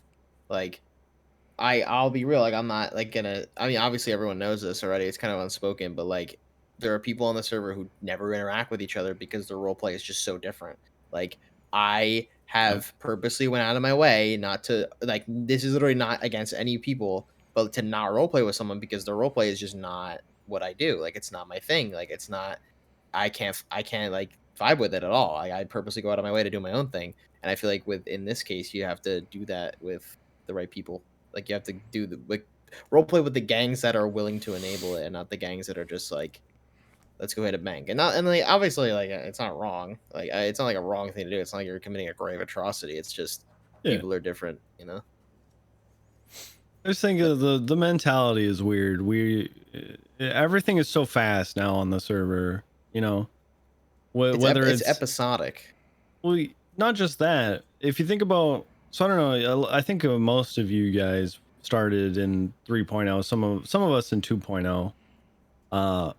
The mentality was different back then. It was things sometimes took an entire day of planning. You know, you wanted to rob the jewelry store, you'd get literally like 6 people involved, and 4 people would go do it, right? And like 6 people in total would know about it because they helped plan. They like helped pick the car, or they helped pick the weapons. Like, you know, there was a perfect escape plan set up. Whereas I feel like now it's like, you know, you just hop on the Prim app and go, oh, look at that, I can do a bank. All right, let's go hit that bank. Hey, Jim, you good to go rob a bank? And then, you know, 30 minutes later, you guys are at the bank with your S Plus car, and no plan. You just, you know, a complete improv. You're just going, all right, yeah, we got our hostage. Finances the police. Yeah, we just picked up a random guy. All right, we're good to go. Okay, all right, takes off. As you know, just there's like no planning involved. It's all just so fast. I don't know. I feel like that's because everyone's just done the whole song and dance already. So it's like, why? Like, there's no. We just have to do this as quick as possible and be done with it. Like because like look at stuff like the casino heist, right? In the beginning, when the casino just started getting like implemented and gangs started figuring it out, like that was when it was like, okay, we need to do this and this and this. We need to get the right people. We get the like let's let's match outfits. Like it's gonna be a big event. Like because it's like a new thing. So that's when it matters and has weight. But once it becomes a standard thing that everyone's doing, it's like, all right, well, let's do the meta of the casino heist, and let's just grab a car and let's just go hit it real quick, and we're done. I feel like you need a sense of unpredictability to, you know. The biggest tell for me is that, like, you know, the amount of effort being put in is just a lot lower than it used to be. Is when you put on a mask, and it's probably the same mask you typically always wear. Yeah. And then you don't mask your voice either. And you're going to do your bank robbery, you're going to do whatever, and you sound like yourself. Yeah. But because there's like this stigma around voice ID, right? Nobody's going to voice ID you, even though we deal with you literally every fucking day, and we see you in that exact same outfit every fucking day. Caught you literally yesterday wearing that shit. You telling me I can't look at you and say you're wearing the exact same thing and you sound like the guy who I arrested? You literally... Wow, you're wearing the same outfit, everything. You sound exactly like this person. We can't voice ID. You want to know when I think we should be able to voice ID people. You can do I feel it. like you should. I feel like you should if they don't go through. They don't. I feel like you should if they don't go through any effort to voice change their people. voice. Are you kidding me? If you feel like you can say it in court, if you can sit down and say, I arrested this guy literally yesterday wearing this exact same outfit, had made no attempt to cover his voice whatsoever. I've interacted with him over the last 3 months. Like this, I know his voice. It's I feel like Banks. If they don't go out of their way to change the voice with the mask on, I feel like that's when they deserve to get voice ID. Yeah, that's what I'm saying. I have like a criteria that like 9 times out of 10 works. If I recognize their hair, if I recognize their voice and their car, if I recognize like 3 features of theirs, I'll call them by their name. And if they try to, you know, monka-esh me, I'll be like, okay, I know it's you. Maybe I can't prove it in court, but I'm gonna address you as you, because I'm not gonna pretend that I don't know you and be a stupid cop. You know, that's how I approach it. I've had people. Good. The stigma from a lot of that came from guys like Dundee, you know, who have exceptionally recognizable voices and can't really put on any other voice, you know? And so he gets voice ID'd constantly, which is why on Moosebeard, I go out of my way to make sure I have no idea who he is. Every time I see him, he'll be at a bank or something, no mask on. Who is this? Who are you, sir? I'll be, hello, sir. Yeah, you know, just like, no idea who you are. And he goes, it's me, Erwin Dundee. And I go, no. Dundee? Yeah, right. Is that you? Is it possible? What are you saying, 52? Oh, you're talking about like hair IDing, and then you would talk to them like they're criminals. Like you'd be like, I know. Oh yeah, I had an instance in a traffic stop with a guy who was who I had a warrant written out for that I didn't post because I wanted to be the one that, you know, caught him. And he tried getting me in an OOC argument of, hey, you're voice acting me, and I was like, when someone tries like going OOC with me, I'll feed into it and I'll see how far they'll take it while I'm still in character, right? And it kept going and going, and then Taker stepped in and let him go. But I was in there, I was laughing my ass off. That shit's funny to me. That's good. I feel like what's you go. In 2.0, there was a really big deal where Curtis Swolleroyd, played by Curtis Ryan, had just like shot a bunch of cops. He had an AK, which at a time when AKs were not like super common, right? And the thing, I think it was Curtis, and he always wore like Tim's or something. He had a very specific shoe that he always wore. And even when he would change outfits, the people that were documenting it noted like they were taking pictures of his outfit, and every time there was a bank, they always had this guy the same shoes on. And so they roll up to him and they like start talking to him, and he's like, what do you want, man? And this is when you wouldn't have class 2s in your trunk, so on your back, so he went to his trunk to get it. And as he goes to his truck, the fucking bunch of cops roll in on him and arrest him, or they try to. He ends up getting away, but he's like, how do you fucking? I'm wearing a mask. Like, how do you? And it's like, yeah, we recognize your shoes. You always wear the same shoes. And he's like, motherfucker. It was really good because he almost got caught for this huge thing because of his shoes. It was so interesting, and I feel like because of, like you were saying, Trump, there's like stigma around stuff like this. Like that we don't get as much fun stuff like that as we could. Consequence, baby, consequence. It's the word. Well, can I tell you? I honestly thought it was a rule. It's not in character. It's out of character. Oh yeah. That's the thing. Is it's the consequence that you get from out of character. Dude, if it was just Crims being mad at me, I'd be fine with it. But the problem is it ends up with the PD and my whitelist being in jeopardy, right? Yeah, I'm on you with that one. Stinky cops are stinky, man. We hate the police. Stupid idiot. Dude, there was a scene cops. recently where Moose Brother yeah, what did I do? on his cop, which I can't remember the name of right now. Bloom, yeah. Oh, you mean Moosebeard? Sorry. Yeah, arrested like Marty at the place, and like he was just done with them being like, this is private property, and he's like, a crime has been committed here. This is apartments. You don't get to tell us we can't be here while a crime is being committed. So they take them to the garage next to PD, and they take a bunch of people, and a bunch of the GG guys, the Gulag Gang gas boys, come over and try to stop them. And when they inevitably get arrested because they walked into a place with 4 exits and 30 cops, they start like shit talking Bloom, talking about Bloom. You went from one of the coolest cops to like you flip flop to like one of the most biggest pieces of shit in like 24 hours. And Bloom was like, you're just mad at me because you made a really dumb decision and it didn't go the way that you wanted. And I was just like, damn, he's so right. Take a shot every time cops just take the blame for everything, because it's like an easy scapegoat. Mm-hmm. I kind of like it. I kind of like it when Crims get mad. And I don't mean that I want to make them mad.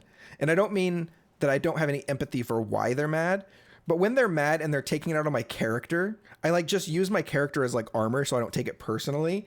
And then I'm just like, yeah, listen, I understand that you're really upset about this. Like, I'm not upset. I'm not fucking upset. I'm like, oh, okay, buddy. I'm not yelling. I'm not perfectly calm. Yeah, dude. When I get mad, I literally just shut up. Yeah, same. I literally just don't say anything, and I just sit there and I just don't say a word because if you say like, you deny SRP when you get mad? No. Well, okay, no. Okay, wait. I didn't mean it like that. I just if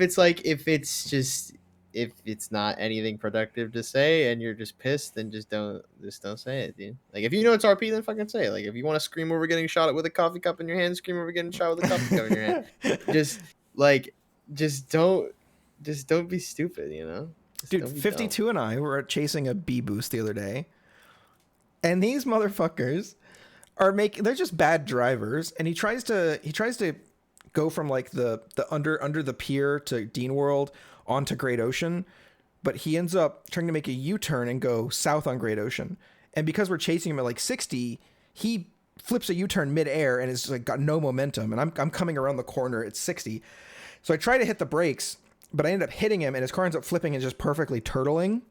And so they're getting out and running. And as he's running, he's like screaming, like he's like, this is bullshit. Why wouldn't you flip my car over and let me go? Redo. I've never met a cop that wouldn't flip my car over and let me go. This is so unfun. So many people are leaving the city for exactly this reason. And I'm like, sir, if people are leaving the city because they're shitty drivers, then you should already be gone. Jesus If I could show you guys the VOD, it went on for like a good 45 minutes. We ended up taking It them to was- Davis PD because they were so mad. Wow. And Hydra was calming them down, and I was just He was putting ramping up. Every time I get him attitude. calm, Karma Dude, would piss him perfect. off. It was so funny. Oh, it was very good. man. We I was thinking recently about our time as Littlemans in the prison, and just like Yes. Miles and I, but we've been trying to do Mondays and Thursdays where we make sure that we get on the Littlemans so we can, you know, do it as often as possible. And we ended up going in recently for weapons and drug trafficking that we set ourselves up for because we wanted the charge, of course. Set ourselves up for it. Got 6 years in, 6 years out, $2.5 million in fines. But while we were in, it happened to be a Monday, and so Miles goes, "We're rioting on Monday, right?" Not specifically saying like we're gonna fucking destroy the prison, but it was more like let's see if we can get some people on, and we'll do some dumb prison shit. And man, that was probably like the best like 4 or 5 hours I've had in prison in a long time. The dupe signal. It was shown. the Dubermans, it was the Littlemans. I actually got some really good clips from it. Please take me to church. he's still singing it. Is he really? Anyway, I got some clips for you. Where did it come Chains. from, dude? I think Miles must have just heard that song at some point, and then he just started singing it. The first time we started singing it was when we were like doing that seance with like the dead guy, and like we were like going, oh, and he's like, take me to church. You know, I think I know what it was. I think because I played the Hymn of the Faith from Final Fantasy X, and I think he must have thought it was like gospel music or something like that, you know, church, and then goes, take me to church. Take me to church. Oh my fucking god. So this the first clip there is the little Duberman prison blood sport. So we decided you know what's good with the Littlemans blood sport. So we took him to cell block 6, and it was that old guy we talked about earlier who he seemed like he was going with everything. Like he seemed pretty comfortable. He was going with it, so we went with it. So hopefully he wasn't too upset. Shout out to whoever that guy is, Pay Sponge or True Sponge or whatever. Dude, I should probably I should probably give context to what the hell the Dubermans are, because it's a very big prison inside joke thing that like barely ever gets to anyone on the outside. Like I'm surprised even like, I mean, obviously because you on a little bit, but like no one knows about them besides like the prison community, right? And like James Randall, because we've done shit with James Randall and the Dubermans. But Sweets knew who you guys were, because I mentioned it to him yesterday. Yes, because he was DOC and we antagonized him. Yeah, he was DOC. He was DOC before he got scooped up like real quick, right? Like after he got hired, like it was probably like a couple of weeks, and then he just got hired. But the Dubermans, shall I wait for Hydra to get back to explain this? No, he knows who the Dubermans are. The Dubermans are a bunch of SBS lifers that are kind of like inspired by the Dans and like the Littlemans a little bit as well. And their lore is that they are genetically created people underneath MaxSec in a laboratory used Bobby Boulderman's blood as a sample, and they were and Bobby's evil twin brother Doobie Boulderman and they were created, and they create each other as well. There was the first two Dubermans, Robbie and Snobby, and then they just mass created more Dubermans. And our charges are always 250 of one thing. So Snobby's is 250 accounts of piracy of just movies and like TV shows. Robbie's is 250 accounts of like beating the shit out of fish, I think. And there's another Reginald's was 250 accounts of poaching fish and like kidnapping fish. So he kidnapped fish for Robbie to beat the shit out of. And Reginald Duberman. That's that's Squalify. Squalify plays Reginald Squally and Duberman. Miko. Oh, that's our boy. Yeah, that's our boy. That's Squalify. All right, He's I'm ready for the great. clip. He's so funny. Yeah, I'm basically giving context on what Dubermans are. And Dubermans are great. so I don't know how it happened. I think you guys on Jim and Tim, you guys got sent in, and we were on our Dubermans, and you were like, Monday rioting, and I'm like, yes, all right, I'll telekinetically tell the rest of the brothers, and then Monday ensued. When we got there, and then you pulled up the flashlight and put up the really fucking big Duber signal. The Doob signal. All right, Chains, play the clip. that beautiful play bean the footage. prison blood sport clip. Do it, clip boy. I'll give some context to this. So we had this old guy, and we were just goofing with him. He seemed pretty okay. Hopefully he's not mad because of the shenanigans that went down. But we made him do blood sport, and I think it was just a classic death dice. Oh, play the other one first. The little this because I want to. This one just made me fucking laugh so hard. Oh my god! Wait, this one, yes. Wait, it ended. What happened? Guys, these will be in the show notes for anybody who's watching. Actually, real show notes. We got those now. But this is a little taste of what you guys could get out of prison. There's so many of them. Jesus. So we I think he lost the death dice, and then Jim told him that he could leave, but we also had a Molotov that was given to us. So of course, most people in prison, their idea would be like, use the Molotov against your enemy or against the DOC or against somebody, right? Like it makes something meaningful out of it. But then we did this. We ended up going with this. You can go ahead and play it. What I mean? So Have a seat. Oh! I lied about changing my mind. And then Reginald. Or no, it's Nike. Guys, Duberman. how do we I'm gonna make sure he's all right. Oh, Nike, no!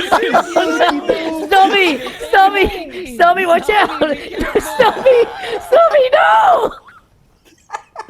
I have fucking pictures of all this too. I'm in the back. Oh, the fire didn't go out. Oh god! Oh, the fire's still there. Oh no! I'm invincible. My brother. Oh no! Oh man. This is so much fun. Oh. It does. Wait for Cooked it. ketchup.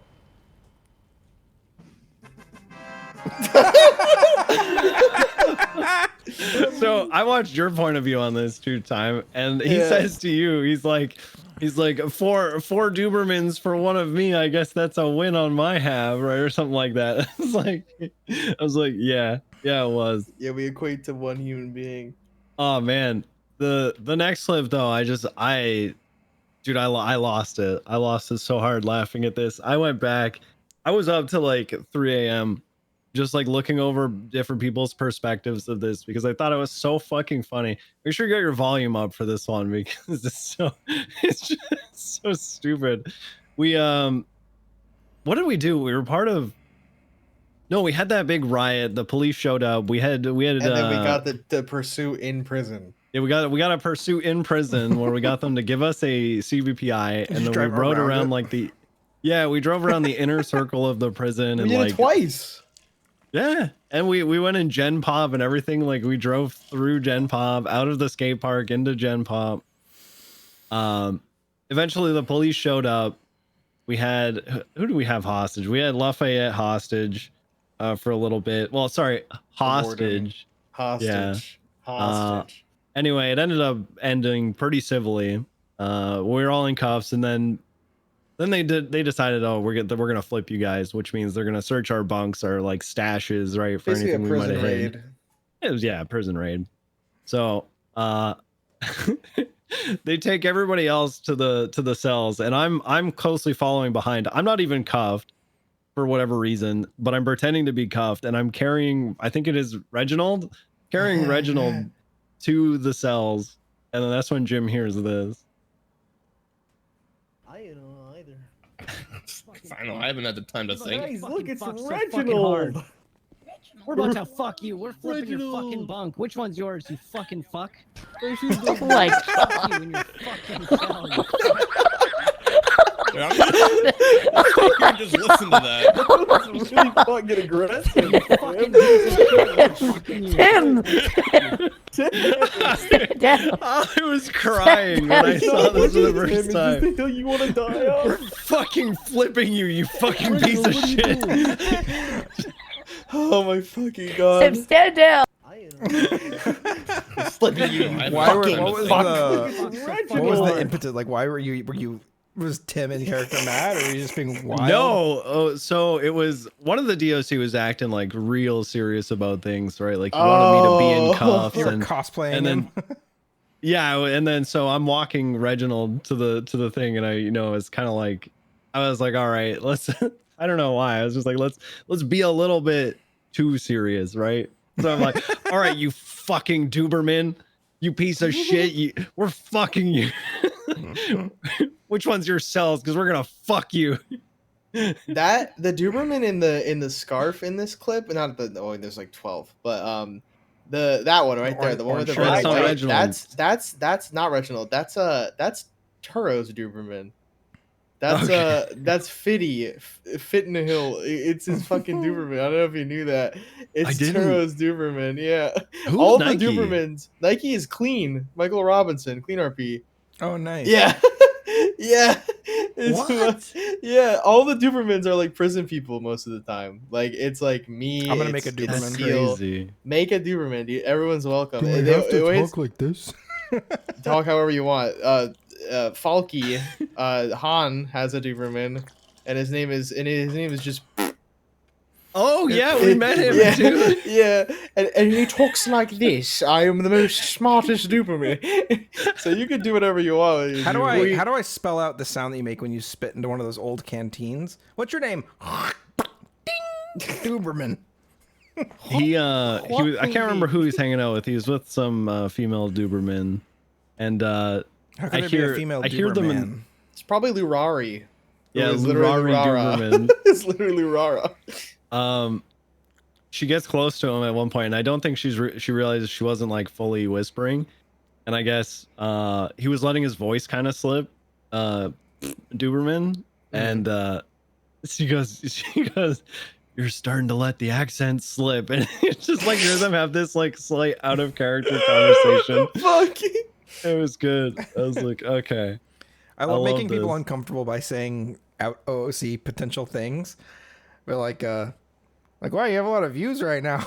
I'll be like, what the Oh my fuck? god, dude! You know who's the worst with that? It's Seal. Seal so Seal bad. is Seal, but the funny thing is Seal makes it work. Like Seal makes it work half of the time. Like I remember, oh god, I forgot.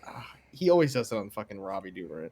But I remember he did it to me yesterday, and I like called him on Bane. Actually, no, I called him on Snobby Duberman actually to talk shit, and he basically was just like. He basically just was like, "Congrats on the prio, by the way." And I was like, and I'm just like, "Fuck you! I don't know what you're talking about." He's like, "You know what I'm talking about." So funny, dude. But he's just funny with it. It's so good. Sometimes there's like the perfect moment. You feel it, and you know you just got to do it. You know you shouldn't do it, but you got to do it.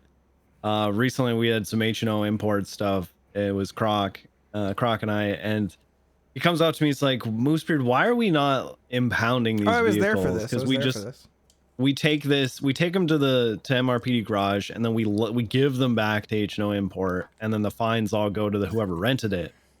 And he goes, Moosebeard, why do we not impound these? And I get real close to him and I go, because they're Coyle's cars.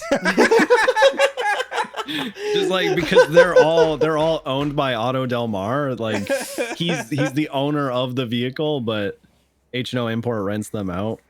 So I was like, that's why. And he just kind of like stares at me. Dude, I was really happy for him to get the trooper thing because Croc was like getting dicked around a bunch. Oh my god, he's still getting digged. He should be SRU again, but there's some shit going on behind the scenes where they want him to apologize and like, you know, it's just silly, goofy drama. Luckily, he can get in a Charger anytime he wants now, being Trooper. I think is what all kind that of fucking matters. Coyle was going for when he gave him Trooper. I hope Soze comes around more. I really feel like Coyle goes through these phases where he plays a lot of Crim, and when he plays Crim, Crims get kind of a buff, right? And then he goes to Cop, and Cops get a buff. And so if he could like split his time between the two more evenly, I think it'd be really interesting. Because typically I'm against server owners playing on the server, because what happens is people will flock to the server owner and RP will happen around that person, but it's almost like contrived RP because it's happening because the server owner is there, right? I think NoPixel is one of the best examples of not that I've seen, where Coyle in general doesn't let, in the past anyway, he hasn't let people like brown nose to him in character too much. He doesn't feel like a famous person when he's a character. And then as the server gets less serious, that goes away some, right? But that's with everybody. So I just think that if that's going to happen, if he could balance his time between PD and Crim more, I think it'd be better for everybody. Because it was a long time where he was just Crim Francis and just Crims are up good, right? So, but he comes back on Soze. That's for such a a Reddit days. take, Hydra. Is it a Reddit take? That's a Reddit having take. A nuanced, You're a Redditor nuanced now. take. Dude, I wish the people on Reddit would just go like, all right, I have my opinion, but like, let me try to see the totality of the situation instead of like, one thing happened. Yeah. So the argument I got with on the Leave the Area 2.0 clip was I was like, dude, there's RP happening here, and it's just the RP is getting like set by the wayside for like the rules that cops have to play by. And he's like, oh, you're just a Crim viewer, you're just a blah blah blah, you fucking cop hater perspective. And I was like, hey man, like, I don't know why you think I hate. I didn't come out and say, hey, I roleplay a cop on the server, because I didn't want to be that guy. But I was just like, I don't know why you think this, but like, I don't know anybody in this clip. I don't know any of these people. And like, I don't know why you think that I hate cops on the server, but you're just like lost in the sauce right now, and you need to like take a step back. Yeah. I feel like, And I don't want to brag or anything, but I got a bunch of upvotes and all his shit's negative. So I'm just saying, and I didn't even downvote him. So I mean, that karma. I have a question, off topic, but about 7.5 like, on a good day if it's hot out.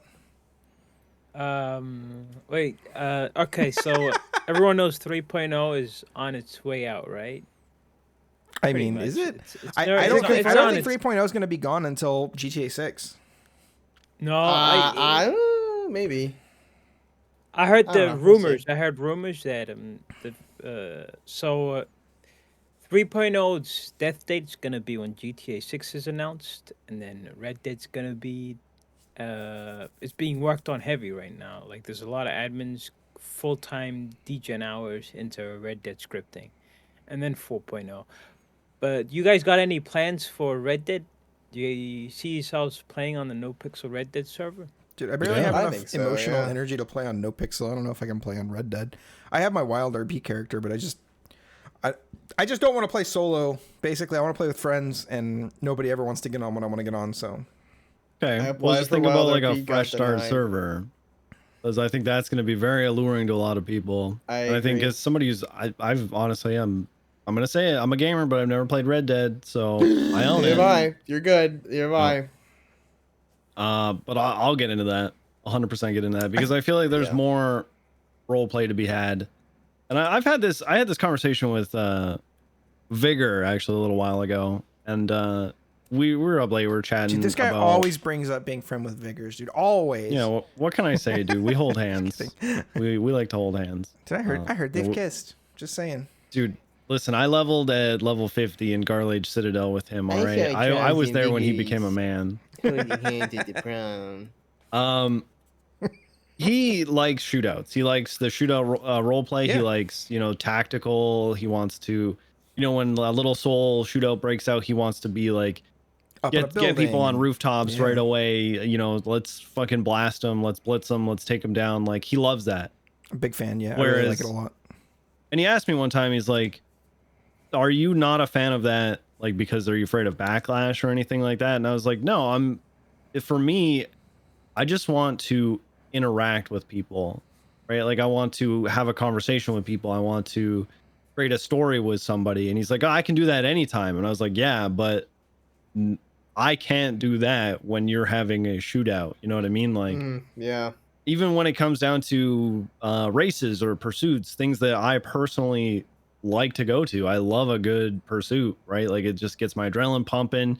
I'll play some music. Like, I love that, but you don't get to talk to anybody. You don't get to have a conversation with a person, find out who they are and learn about their character, right? Like, the heart of what role play really is being somebody that you're not, right? Trying to be somebody else. And I want to find out who these people are. It's one of the reasons why anytime that we kidnap somebody on the Littlemans, it's not because they are a tool to get us what we need, which in a sense is to get the cops to not shoot us.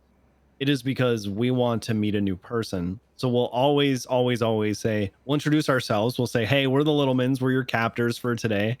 Who are you? Tell us about yourself. What do you do in the city? Right? We'll have them introduce themselves. We've had people who are musicians and they'll play songs for us in the bank, right? Like, we'll make sure to make time for them because we want that interaction. We don't just care about the poggers pursuit or whatever else is going to come from it. We want to actually meet people and talk to people. And it's why I think lifers can be very successful. Is because they're bored. It's not all about the pogs. I actually want to bring something up. Funny that you mentioned that. It's about meeting people, right? And meeting their characters. Go ahead. So, that you mentioned interacting with people over shooting people. As you may know about the recent prison insurrection event where we took over prison, we won. Where you guys won prison without the Littlemans? Even, I mean, so it was kind of like our idea, but like, you know, it's cool that you guys did it without us. You know, I guess, I mean, I was a little bit conflicted because I was there. I lost the battle against you guys. Not like I threw or anything. I would never, you know, throw to make sure that you guys win prison or anything. Wait, you threw that with Brick? I was partner. Oh my god. So Brick threw it. So, as you know, it did not end with a shootout. And I like to think I was a, cause of that. I woke up that morning going into the takeover because I had to negotiate with, Rhodes to, hold a ceasefire so we can end the event in NA. Because I wasn't going to have it be, a shootout in EU where all of us are exhausted and it just not be, fun at all. And I also wanted to get NA people involved as well. So yada yada. We got to NA, and I woke up that morning. I was like, I do not want this to end in a shootout. I want a situation where it's tense negotiations between both sides, and it ends with coming to an agreement, or it doesn't end with just some pog shootout. I know a lot of people were like, we got so blue balled from this. We had all these tactical plans. It was so sick. We had, it was so sick. We had all these this plans to grapple in and shut the lights off. Which, granted, was really cool. I know Miles. We did grapple in. SWAT was fucking ready. Yeah, you guys are. Yeah, you guys are If you guys, excited to go in. I don't know if you know this, but if you guys hadn't negotiated exactly when you did, we already had people on the roof. We were about to fuck your shit up. Yeah. Oh yeah. No. I mean, I knew if it ended in a shootout, we would have just gotten rolled anyway. So I was like, God, I'm trying to get my train of thought here again. I was like, if we just ended a shootout, what makes this any different than every other riot that happens in prison to begin with? You know, it's just the only difference is that we just won that first riot, and then we just get shot, and then we go back to max sec, and then it's the same as usual. So I pushed for a roleplay ending, that kind of stuff, because that's what prison has been since the beginning. Server, what the fuck? We've been right. It's could you imagine roleplay on a roleplay server? But regardless, it was I wanted it to end with a roleplay event, have it be these tense negotiations where these calls going back and forth, and have change actually get pushed. And I don't know if it was a reason, but the days after the event, I got the parole unlock. I was told to start getting a lawyer and start getting prepared for the parole hearing. I fully believe like that insurrection event was what kickstarted all of these changes to Let's go, happen in dude. prison to should actually get moving forward. And honestly, I hate like I hate like making this all about like me and stuff, but like it's not about me because it's like this parole stuff is going to be for all the other All the lifers that lifers have will been have a mating. chance to play Yeah. outside the like. Once Everyone you've been in else prison has for been long mating enough, and you've lifers. shown yourself that you're able to be a good Yeah. person on the server. Like you should be able to be in the city, like on your lifer queue, right? All of the lifers you can meet in prison are lifer mains. No one plays other characters that are active in prison. Everyone is a lifer main. So like once Bane gets out and hopefully the parole goes well, then it opens the path to everyone else who's been just killing it in prison, just absolutely just grinding and just spending like so many times in prison, and it's like it's crazy, man. Like I don't know. I know someone mentioned earlier about how like you put more effort into like people motivate other people to put more effort into role playing. Mhm. Like I'll be honest with you, there are times in prison where it's really slow and nothing's happening, and I get lazy. Like I just I go and sit on a bench and I just wait for like something to grab my eye and grab my attention. But like when let's say Kyle was serving his sentence in prison on Fred. You mean Jaguar? Yeah, on Jaguar, yeah. When he was in prison, he had this like aura around him that just made everyone try harder and like actually do more because Kyle is just like a fantastic role player, and it wasn't even just like trying. He brings a lot of Kyle, energy to whatever he does. That's for sure. Exactly. It wasn't trying for Kyle or for Pred. It was trying just for in general. Like it was the vibe when he was in prison, which made prison so good. So it was just like it you know, like people's effort affects other people's effort in the end of the day. Feel that. Fuck yeah. Speaking of Kyle, he when John Hydra got the $100,000 not technically bribe from Abdul, and he told Kyle about it, and he's like, well, sir, I just thought, you deserved, 10% since, it's money slipped into my pocket. I figured, runs both ways. And he's like, well, Hydra, I think, for about 50 cents, we could call this a tip, for about 50%. And I was like, 50%, sir, of 20,000, that's like $10,000. And he's like, well, and I was like, okay. When he gave me 100, and I was like, I did it because I thought this would make Kyle proud. Like if he found out about it. Oh, it's fun. It's very fun, dude. That's good stuff. I don't know if it's because of the experiences I had on Stanky Leg as a Crim, and then the like subsequent experiences I've had as John Hydra, but I really do think, man, you just get the most opportunity to roleplay as a cop. I think that Wrangler, on Wrangler, Penta said something recently when somebody asked him, he's like, how do you do this? How do you bust all these people? How do you find all of this shit? And he goes, you really want to know? You really, really want to know? Like, are you actually going to listen? And he goes, yeah. And he goes, every time you see one of those pings for 911 about a race or a boost, just don't go. Just drive around the city and look at people and look for people being dumb shits. And when they are, arrest them. I mean, that's actually true, though. Because everyone's committing crime in some way, shape, or form on this. Yeah, so I think the next time I get on John Hydra, I'm just going to not go to any ping unless it's a 13 alpha. No, better yet, there's other pings that if you go to 9 times out of 10, you're going to roll. Yeah, I caught somebody with 3 class 3s because I went to a deadly weapon at the casino. Yeah. Deadly weapons, shots fired, fighting. 10-10s. 10-10s You are just go to a so 10-10. much. I got screamed at because I was in like Southside. There was a 10-10 in the GSF area. And I was like, I'm just going to go take a look. And they're like, do not fucking go there. And I was kind of already there. And I was like, all right. And I started leaving, and I saw it. And I was like, hey, listen, I'm just leaving the area. And I saw, a bunch of people with class 2s around here, but they're not wearing green. They're all wearing like red. And they're like, Hydra, get the fuck out of there. And then they called me to the office, and I thought I was in trouble. And he's like, don't fucking go there alone, you stupid shit. And I was like, well, how come we didn't just get a bunch of people and go there? Aren't we the cops? And he's like, we don't go there for reasons. And I was like, I don't really get it, but all right. Mr. Go. No, please, you go ahead. No, Mr. Ty, I was going to ask you, do you have any intentions of trying to get a cup on the server? Yeah. Yes. Fuck yeah. PBSO, right? Right? My man, LSPD, I knew it. I mean, we got vacancies. So I have no idea, to be honest, bro. But My long-term plan is Bane becomes my crim. I make a DSC, and I get a cop. That's my long-term plan. And I don't know. Well, I mean, now that I have Prio, luckily, I can maybe make that sooner than later. Who knows? You know what LSPD stands for, right? Lost some people. Damn. Okay. You know what DOC stands for? Dies of cringe. Nice.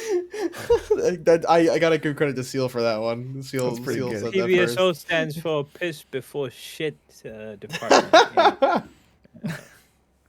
Don't you piss before you shit? I don't sequence it like that. I don't even know. See, you don't even know how you piss and shit. Of course, PBSO's got everything in order. So, Bro, the LSPD is doing. It's not doing bad, but the fucking propaganda is. Oh my god! It'd have you think that the house is on fire. I'm gonna give you guys. PBSO, man. Oh, what is it? What do you got? I'm gonna give you guys an unlock that you will never be able to unsee. Oh no. Every single entrance to the south side, starting under Olympic Freeway, going over the canals, pretty much any way that you can get into the south side. There are signs that say you are entering a combat zone. With the trunk open. Yeah. So check it out anytime under Olympic Freeway on like Alta, Power, Elgin, all of it, on Capitol Boulevard right over the canals. Oh, it's so it says entering a combat zone. And I don't know how new they are, but I recently saw them for the first time and can't unsee them. They've been around for and I think it's so funny. a while. I sent a picture of one to somebody once on John Hydra when I found one. Dude, this is so funny. It's funny. The trunk's open because in 2.0, people would drive around backwards with their trunks open because trunks are bulletproof apparently. And so you could shoot around the trunk by sticking your gun out of the window, but you could just reverse at them basically. It was hilarious. You know, that's why you name all these locations, and I'm just like, what? You're like, what's Olympic Freeway? I'm like, what the hell is a Great Ocean Highway? Because I don't know anything, dude. What is Bane's story? Did Bane get anything. transferred to Los Santos? Where's he from?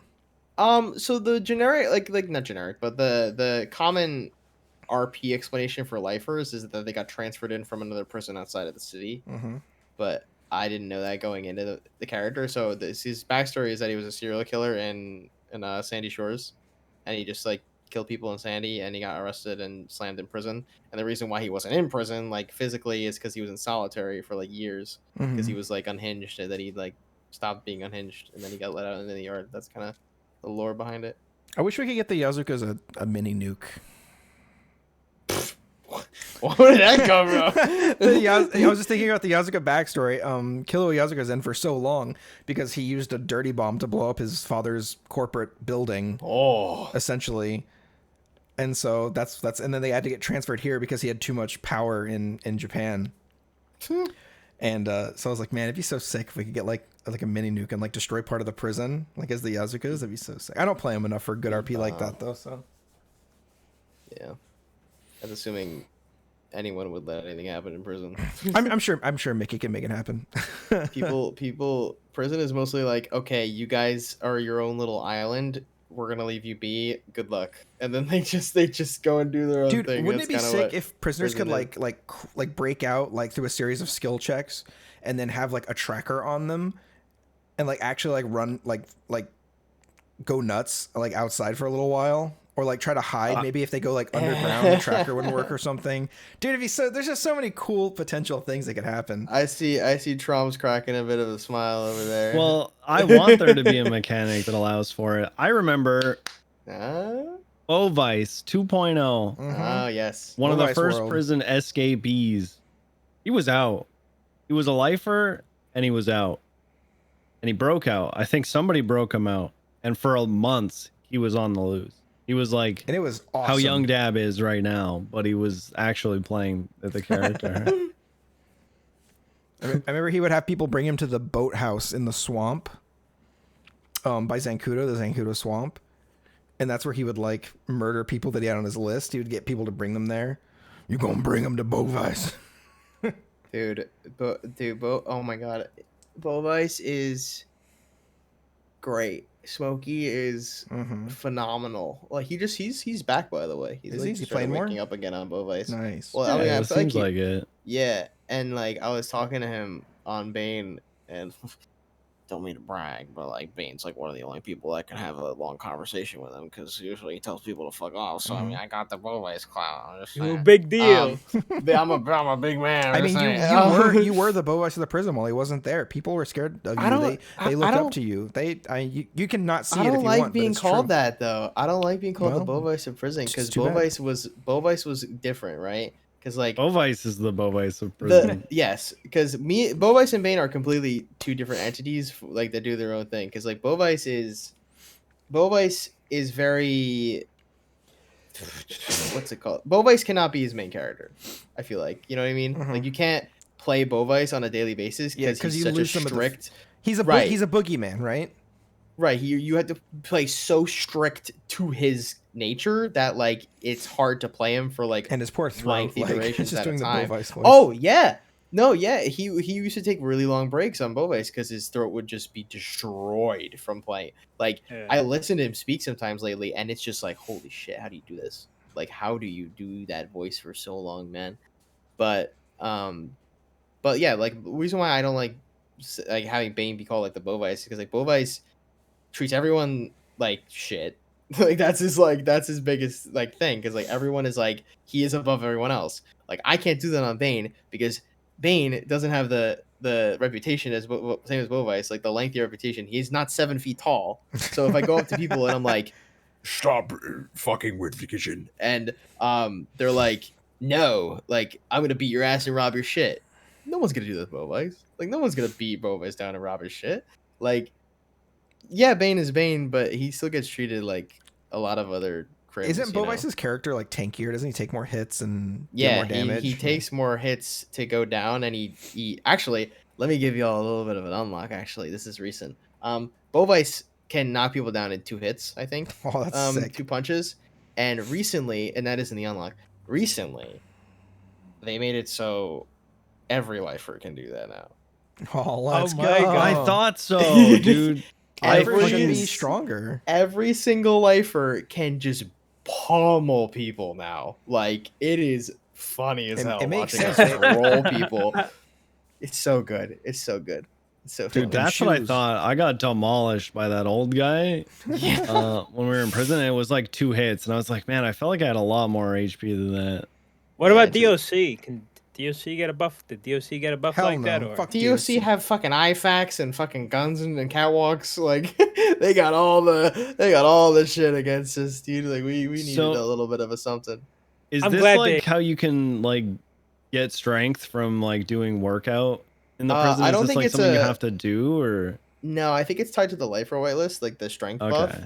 But the workout it makes you so you can hold more in your inventory. Right. When you I complete the wasn't- job, you get more inventory space. Because don't you run faster if you do the sprint thing the too? Like you get obstacle buffs course. from doing shit in prison. Yeah, the so obstacle sick. course. If you run the obstacle course, if you run the obstacle course, I don't know how long, but every day you wake up, like as soon as you wake up, I think for like 10 minutes maybe, or like half an hour, like you have a speed boost every day you wake up. Like immediately after you wake up, you have that speed boost from the roaming job. So it's a lot of people don't know that. I'm really happy that the devs are putting more energy into the prison. That's so sick. It's good, but lately it's been kind of radio silent. But like I don't blame them though, because they have so much shit going on A the lot going outside. on, Because yeah. prison is not a priority at all. I want pool cues back. Apparently, I was Right? looking for 2.0 where you could pull pool cues off the pool table and start whacking people with them. Hell yeah. Because like shivs are too deadly. Like they treat shivs like lethal. Obviously, it's a lethal threat, so they shoot people with shivs. But I don't want to just use my fists, right? Because I want to use a pool cue and not get shot for it. Dude, why don't we So have I like think that would socks with be locks sick. in them or something too? That'd be so sick. Yeah, dude. Socks with locks. Socks. Yeah, with that's the locks, thing man. in prison. Yeah, people will take their Get padlocks and put them in slocked. socks and fuck you up. The slock you, man. Yeah, All right, slock it. Mr. Time. I know you said Yes. you don't really know what you're gonna do yet, Mm. but what do you see being like the perfect outcome? If the stars aligned for Bane in the city, what would be perfect? What would the perfect outcome be in your mind? What's the best, like, not only for you as a streamer, but for Bane as a character? Like, what's the optimal RP arc? Like, what happens? I want a monster truck. That's it. That's it, huh? I want Bane to drive a monster truck around the city. No, that is the truth though. But basically, I don't know. Right now I'm just kind of like winging it. Really, I feel like a good set. What? I want a monster truck, man. You can't tell me. Where do you think your RP is going? I just want a monster truck. I want a monster truck so bad. I'm sticking to Bane's character, man. That's something he would do, dude. Like, he would just be like, I just want a fucking monster truck, man. But no, I can see him being either kind of like a Bucky kind of character where he's like used for like these crazy shit, like missions, but it's like more like a louder mission. Like Bane just like this like crazy like motherfucker doesn't care but like what happens to him because it's like he was in prison for so long. I see Bane wearing a bomb vest. I don't know why. I would rock the shit I wore during the insurrection. That shit was fire drip, dude. But no, I feel like he would still be the bridge between people and prison. Like he'd be a middleman between prison and the outside. I still want him to have prison ties. Like I don't want him to just completely abandon it because like it was such an integral part of his character for 16 fucking months straight, almost 17, and he needs to still kind of have that tie still.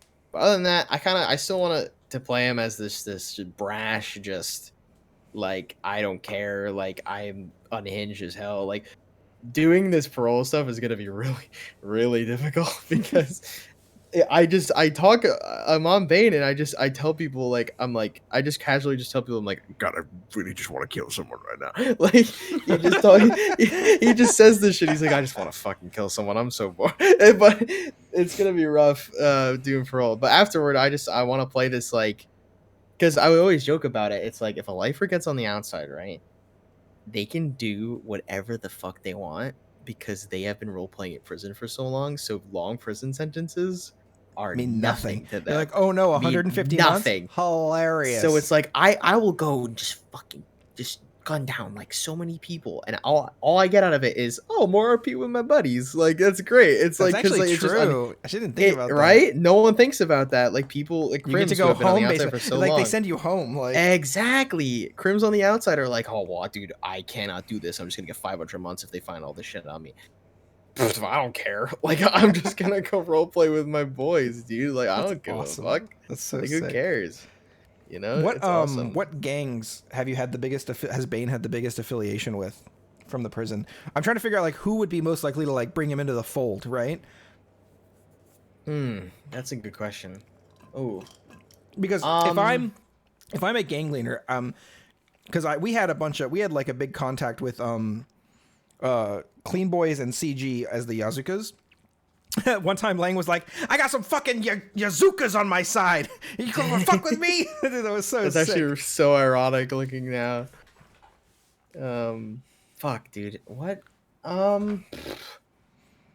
Shit. Maybe like I mean obviously like one of the Bane's like integral character traits is his loyalty to fucking Lang. Okay. And like he like and that's like the number one thing like, Lang cares about, right? Is loyalty. Yeah, and like Bane has been like just so loyal to Lang for like such a long time now that it's likely like Bane and Lang are gonna be like tight as fuck likely. I wouldn't say like Clean Boys as a whole because like really the tie he has to like them is just the fact that Lang's like okay take care of my boys, like that's pretty much it. Like some like Tony barely knows like dude Bane, I mean so the I can't thing see them is going Lang with might I can't say how he behaved, but the character Lang, dude, he like this guy takes care of people that like earn his trust. So I think there's a real chance there that he's like, no, you're one of my boys now. I could absolutely see that. I mean, like the big thing that made me realize that was during the prison event was when like he was like calling like Bane and he was like, I can't have you die, man. You're my boy. And I was That's like, so sick, man. I was like, I'm not gonna fucking die. But But I don't know. A lot of people will say like, "Oh, well, I think Bane would fit in the Lost," but like Bane barely knows anyone in the Lost. Like, I don't think I don't see him honestly fitting in the Lost. Honestly, Yeah, I agree. if you want me to be real, I feel like he's going to be like a free agent. Like he's not gonna join a gang, and he's just gonna do shit with like, okay, maybe today I'm just gonna go fucking around with the Vagos, but maybe another day I'm gonna go fuck around with like that would be sick. Lang and Actually, his boys. I think you're charismatic enough, and you play your character well enough, and I think you've earned people's trust enough at this point that a lot of people would be comfy with that. Yeah, I want to personally. I want him to be for. a clean boy. I think it'd be so sick to see him with Tony and Lang. Oh I don't know, man, that'd be so hot. However it goes, really, is however it makes sense when he gets out. Really, is kind of what happens. So that's that. That's that question. Fuck yeah, man, dude! It's been a long I think you should make time your own coming. gang. Oh, that would be I think sick you, too. you should lead your own gang. Listen, I'm gonna be real with you for a second. I barely have the capability of leading the pack right now as it is because I OOC get very uncomfortable with conflict RP unless I know like for a solid fact that they're like cool and like they go along with it. Like 52, like the reason why like I really enjoy our shit with Bane and Carmine is because I know like I literally hear you smile like when we banter like and I'm like I know he's having fun and I'm having fun too. Like the reason why that's why I like it so much. But like when it comes to like getting into this raw like yelling back and forth shit with other gangs, like I can't fucking do it. Like I choke up and like I can't do it. Which makes me feel bad and which makes me like I let down myself because I've built up Bane to be this like this like Giga Chad like big lifer man, but like when it comes to like prison gangs and like yeah, I'm a softie. Like I can't do it. I really can't do it. So I would not want to lead a gang on the outside. I really wouldn't want to do it. It's a lot of responsibility, a lot of drama, a lot of negotiating with other gangs, and then it being a new gang is a pain in the ass. It's funny that you mentioned that because I know we were talking about earlier, Hydra, but I actually do have an idea for a new gang in the city that I really hope can happen eventually. I don't know. It's really on the back burner. But do you guys know the Deckers from Saints Row? Saints Row Deckers, no. Which one? The newest game? No. It's like Saints Row 3. It's the guys who wear like the cyberpunk like Tron outfits. Oh, like Deckers, like the blue, like cyber Deckers. Like cyber Deckers, like with like the glowing blue like hoodies and shit and the headphones. Like I've always wanted to bring runners, like runners. Yeah. I've always wanted to bring that kind of vibe to NoPixel. Like this like group of like tech wear, like cyberpunky like looking motherfuckers. Sick. I've always wanted that to be a thing, but I don't know. I've been playing Cyberpunk recently and watching the Netflix Cyberpunk show, so I think that's so sick. I am only on episode 1. Do not spoil. Oh my god, you're not gonna believe that no, okay. I really want to play like a techie hacker type character on the server. The problem is that bank hacking is like some shit that my brain cannot do. I can't fucking do it. I literally sat down back when they said it was okay to try on like the website or whatever. I think I spent 15 or 20 hours over a week trying to get that shit done, and I can't do it. It's my brain. It doesn't fucking work. Maybe it's because I've had too many concussions. I just can't fucking do it. I'm the same way, dude. I don't know how these psychopaths do this shit, dude. Also, that image, that 52 Chainz put in, that's the vibe that it is in the studio thing. Like hackers are nerds. These nerd motherfuckers, like that kind of shit. I actually applied with a character that was supposed to be like the Joker, if he like was like meshed with like just a childish like 20-year-old, like a childish 20-year-old sociopath who just like was just this like hacker man's thing. Just like it was just stupid. Your Joker accent's like weirdly good. What the fucking my father? Yeah, it's like weirdly good. You want to know how I got out of prison? I actually think if you could play it seriously and not Papija, I think you could actually play a Joker type character with that voice. I think it'd be kind of sick. But the thing with Joker though is in his universe, he's like the most Papega guy though, right? True. So trying to bring that to NoPixel and a server with a lot of Papegas. It's gonna be like a fine. I just think we need a serious clown on the server. We've got a bunch of goofball. Very poor choice of words. Very poor choice of word.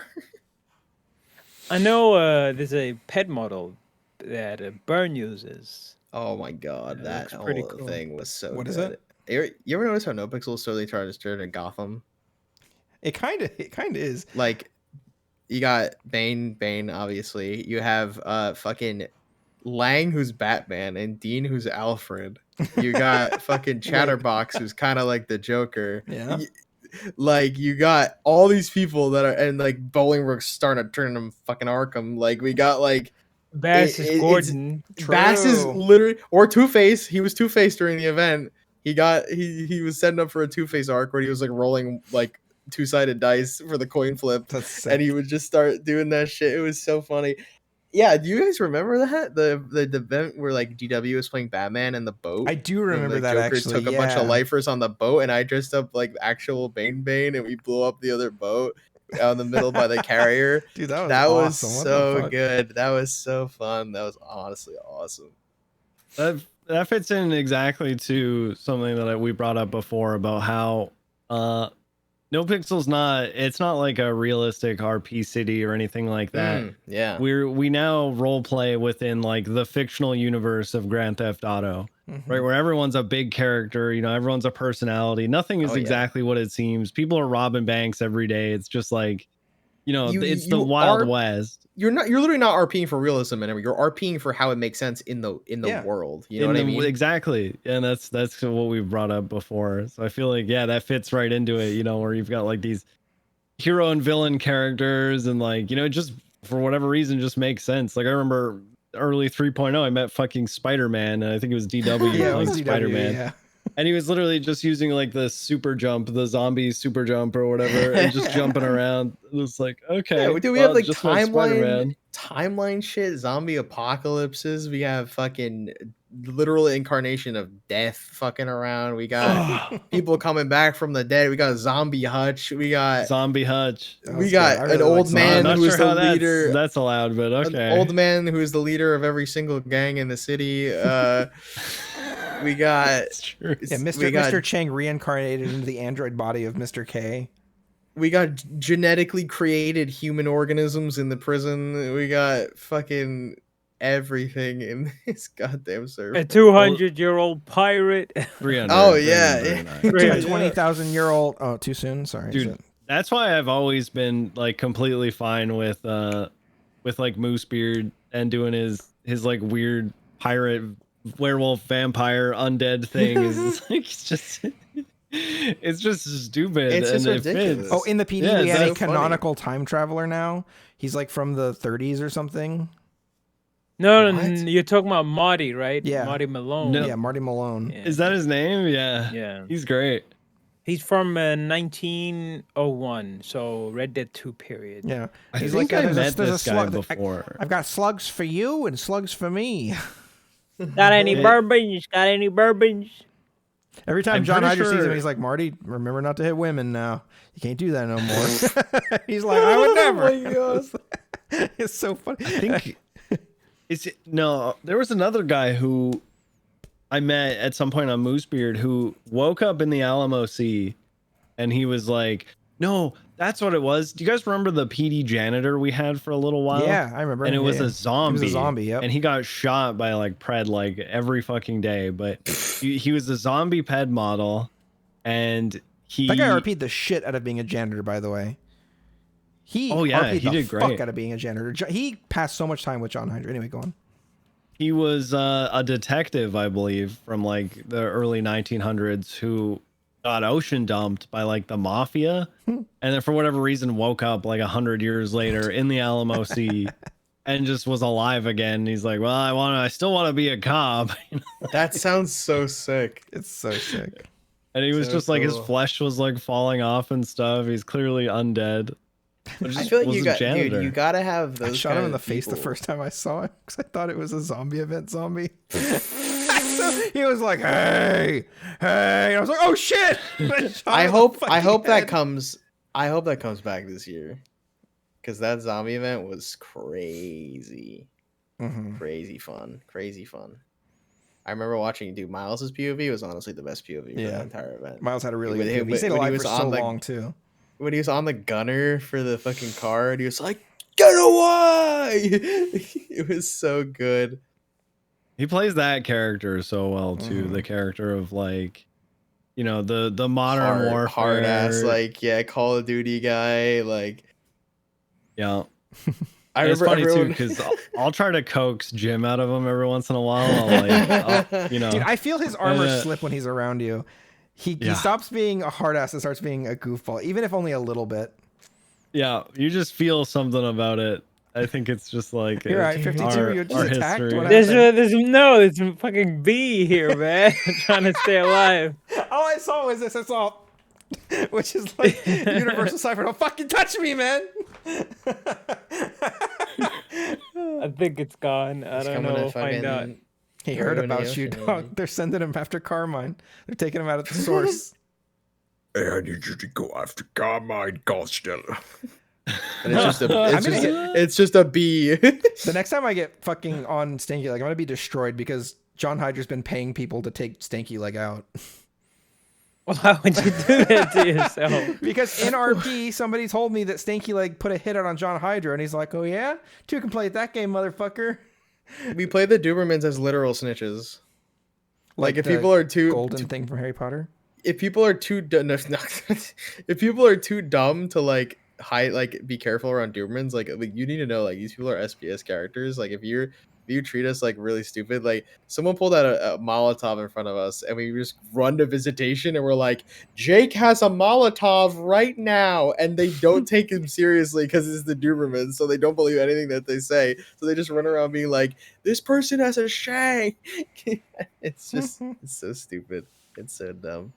Well, Mr. Time, dude, congratulations on getting Prio. Long time Thank coming. you. You absolutely deserve every ounce of what's coming to you. I appreciate you guys trying to get it for me so hard, dude. Like that shit was like thank you. Seriously. Yeah, man. I think all of us have Slash awarded you every time we see you. We always post on Twitter. I probably hit like 8 to 10 Charles probably times. has that shit on a macro, dude. I made sure you knew every time. I'd hand you a piece of paper. Yeah, I was like, you would come in and you'd be silent, and I started like just knowing it was coming. And I was like, oh, this guy, dude, this fucking guy. Yeah, this guy. But every time. Yeah, hopefully the Prio is everything you hope it is. Being out in the world is exciting, and your viewership skyrockets from it because you get to go do like crazy SBS shit after a couple months. Thank you. Before we wrap up here, we have a little tradition here on the Yespixel podcast, my friend. Oh, we if you've watched the episodes, you know at this point we ask our guest, and this will be interesting with your current situation. We ask our guest to give us some emotes, some of their favorite emotes. I don't know. Do you have hands, Mr. Robot? This man has hands. I guess. Do the hands move? This is important. Big ass hands. What is that mic attached to? It's my mic, dude. It's I don't know. It's levitating. It's gravity. Oh shit! Oh, he's got there it hands. works. Okay, perfect. All right, we're gonna give you an emote. We'd like you to best recreate this emote to the best of your ability. Okay. Oh shit. Okay. Okay. Oh fuck. For those of you watching at home, he's got a VTuber avatar. That's true. I want you to do /E peace. Do you know this one? Yeah.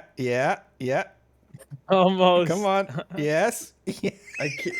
What? I'm sorry, dude. I could do like. That's wait, hold funny. on. I could do like. I could do one hand. You know, you just like just say like hi. You know, just be like, what's up? I can't do Okay. peace, dude. All right. Peace ain't working, man. All right, you try. Peace ain't working, dude. You moving your I'm entire trying. torso around worked for me. That was pretty good. So Yeah, that did. Mengi. Dude, you should really do this can't for your do stream. I anything. think your viewers would really like it. It's very entertaining. Well, this is my first time I'm using the program, so I'm just fucking around with it. No, maybe I don't know. I'll think about it. I think the watermark's cute too. You should leave it. /E down. We'll see it. A slashy down. Okay. Drive that point home. This, but like upside down. Rotate the arm. Do it. Can I do it? Hold on. I don't think I can. I don't think I. Hold on. Dude, are you telling me you don't know how to be a VTuber? This man can't do it. VTube. Dude, just put the VTuber tag on your stream. Instant extra viewers. instant, dude. Wait, really? I put body painting on mine. Is it true? If you're not an actual VTuber, they're gonna hate you.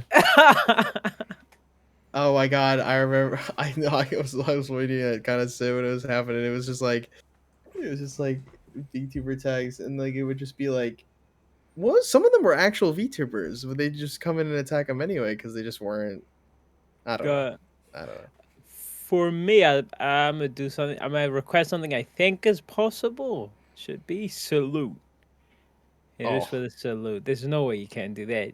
Come on. You got to be able to do that. I'm looking. What the hell is happening?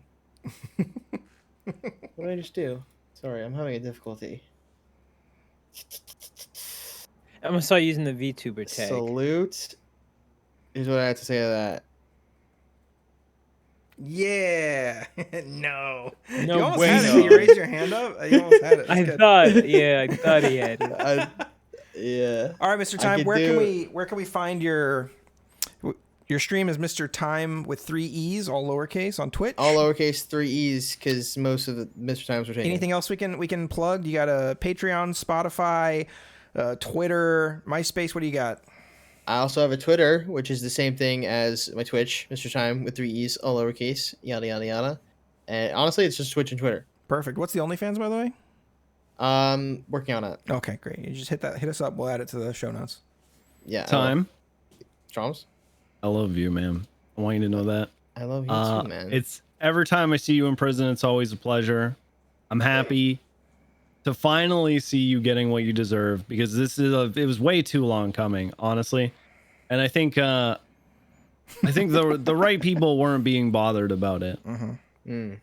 So I'm just finally happy that you got what you deserve, brother. Thank you. I appreciate you so much for every single award, dude. Yeah, and on Monday you will see Mr.Timeee Littleman. Dude, I'm very excited for that. I gotta go get Krim a long prison sentence real quick. Krim Littleman, man. We're out now. We're out. Oh, we out? Okay. Yeah, we're out. Again. I thought we were going back in for the riot. Well, we got caught with class 1s and class 2s. Although my class 1, I role played as though it was a bong. You're like, no, this is a bong. Puts gun in mouth. That's what I did. I literally was at the hospital, and we were watching somebody get surgery, and right next to a cop, I pull out my gun, and I do like slash me, hits bowl from gun. Like, Dude, the next gun time in mouth. The next time we're all around and James Randall gets on, we should all just make this exact same ped with slight variations and just be different Randalls, and just follow him around. James Randall, Kane Kane Randall, slowly be died off. Blame Randall. Is there a chin at Littleman? Ooh, there's no chin Littleman. A little chub Littleman. Look for Do you know a pet there's that's got the same face. Have you guys thought about Troms? Have you guys thought about using? There's another ped that looks like the Littlemans, but that's not as skinny. Have you seen that ped? No. There's a ped Somebody that should has know the about that, same- because we have a slim Littleman, and all he does is type /me is fat. Yeah, there's a Littleman ped in the game that is not as skinny as them, but it's just a little bit more bulky, and they have like suspenders on, and like they have like this like business like formal attire, and it looks like it's literally their face. It's literally the Littleman face. That's on it. awesome. You We'll have should to- we'll have you to gotta find find it one day. Yeah, it exists. It's there. Just plump up. Mm-hmm. And then get fat shamed by all the skinny ones. Yeah, right. That'd be a doozy. This guy put out of the feet bound. Didn't there used to be a thing in the prison where if you ate, it made your character fatter? I heard that too. Yeah. Remember, I saw. What? Yeah, a long time ago. This is like late 2.0. In the Oh, prison, no, I don't know if you anything ate about if you 2.0. ate a bunch, it like made your character like wider.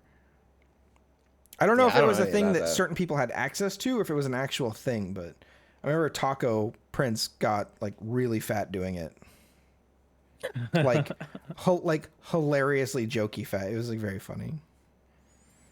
But yeah, all right, man. Thanks for coming on, dude. Really appreciate you. Of course. Can't wait to have you on next time and see where you've gone from now to then. Dude, thanks again. I really just hope you get everything you deserve, because it's a lot, and we're super excited to look forward. Boys, thanks again. Great show this week. We'll catch you guys next time. Love you Yespixel, guys. Episode 9. Peace. Thanks for watching. And once again, thanks to Guess they Grass. listen. Grass, shout out.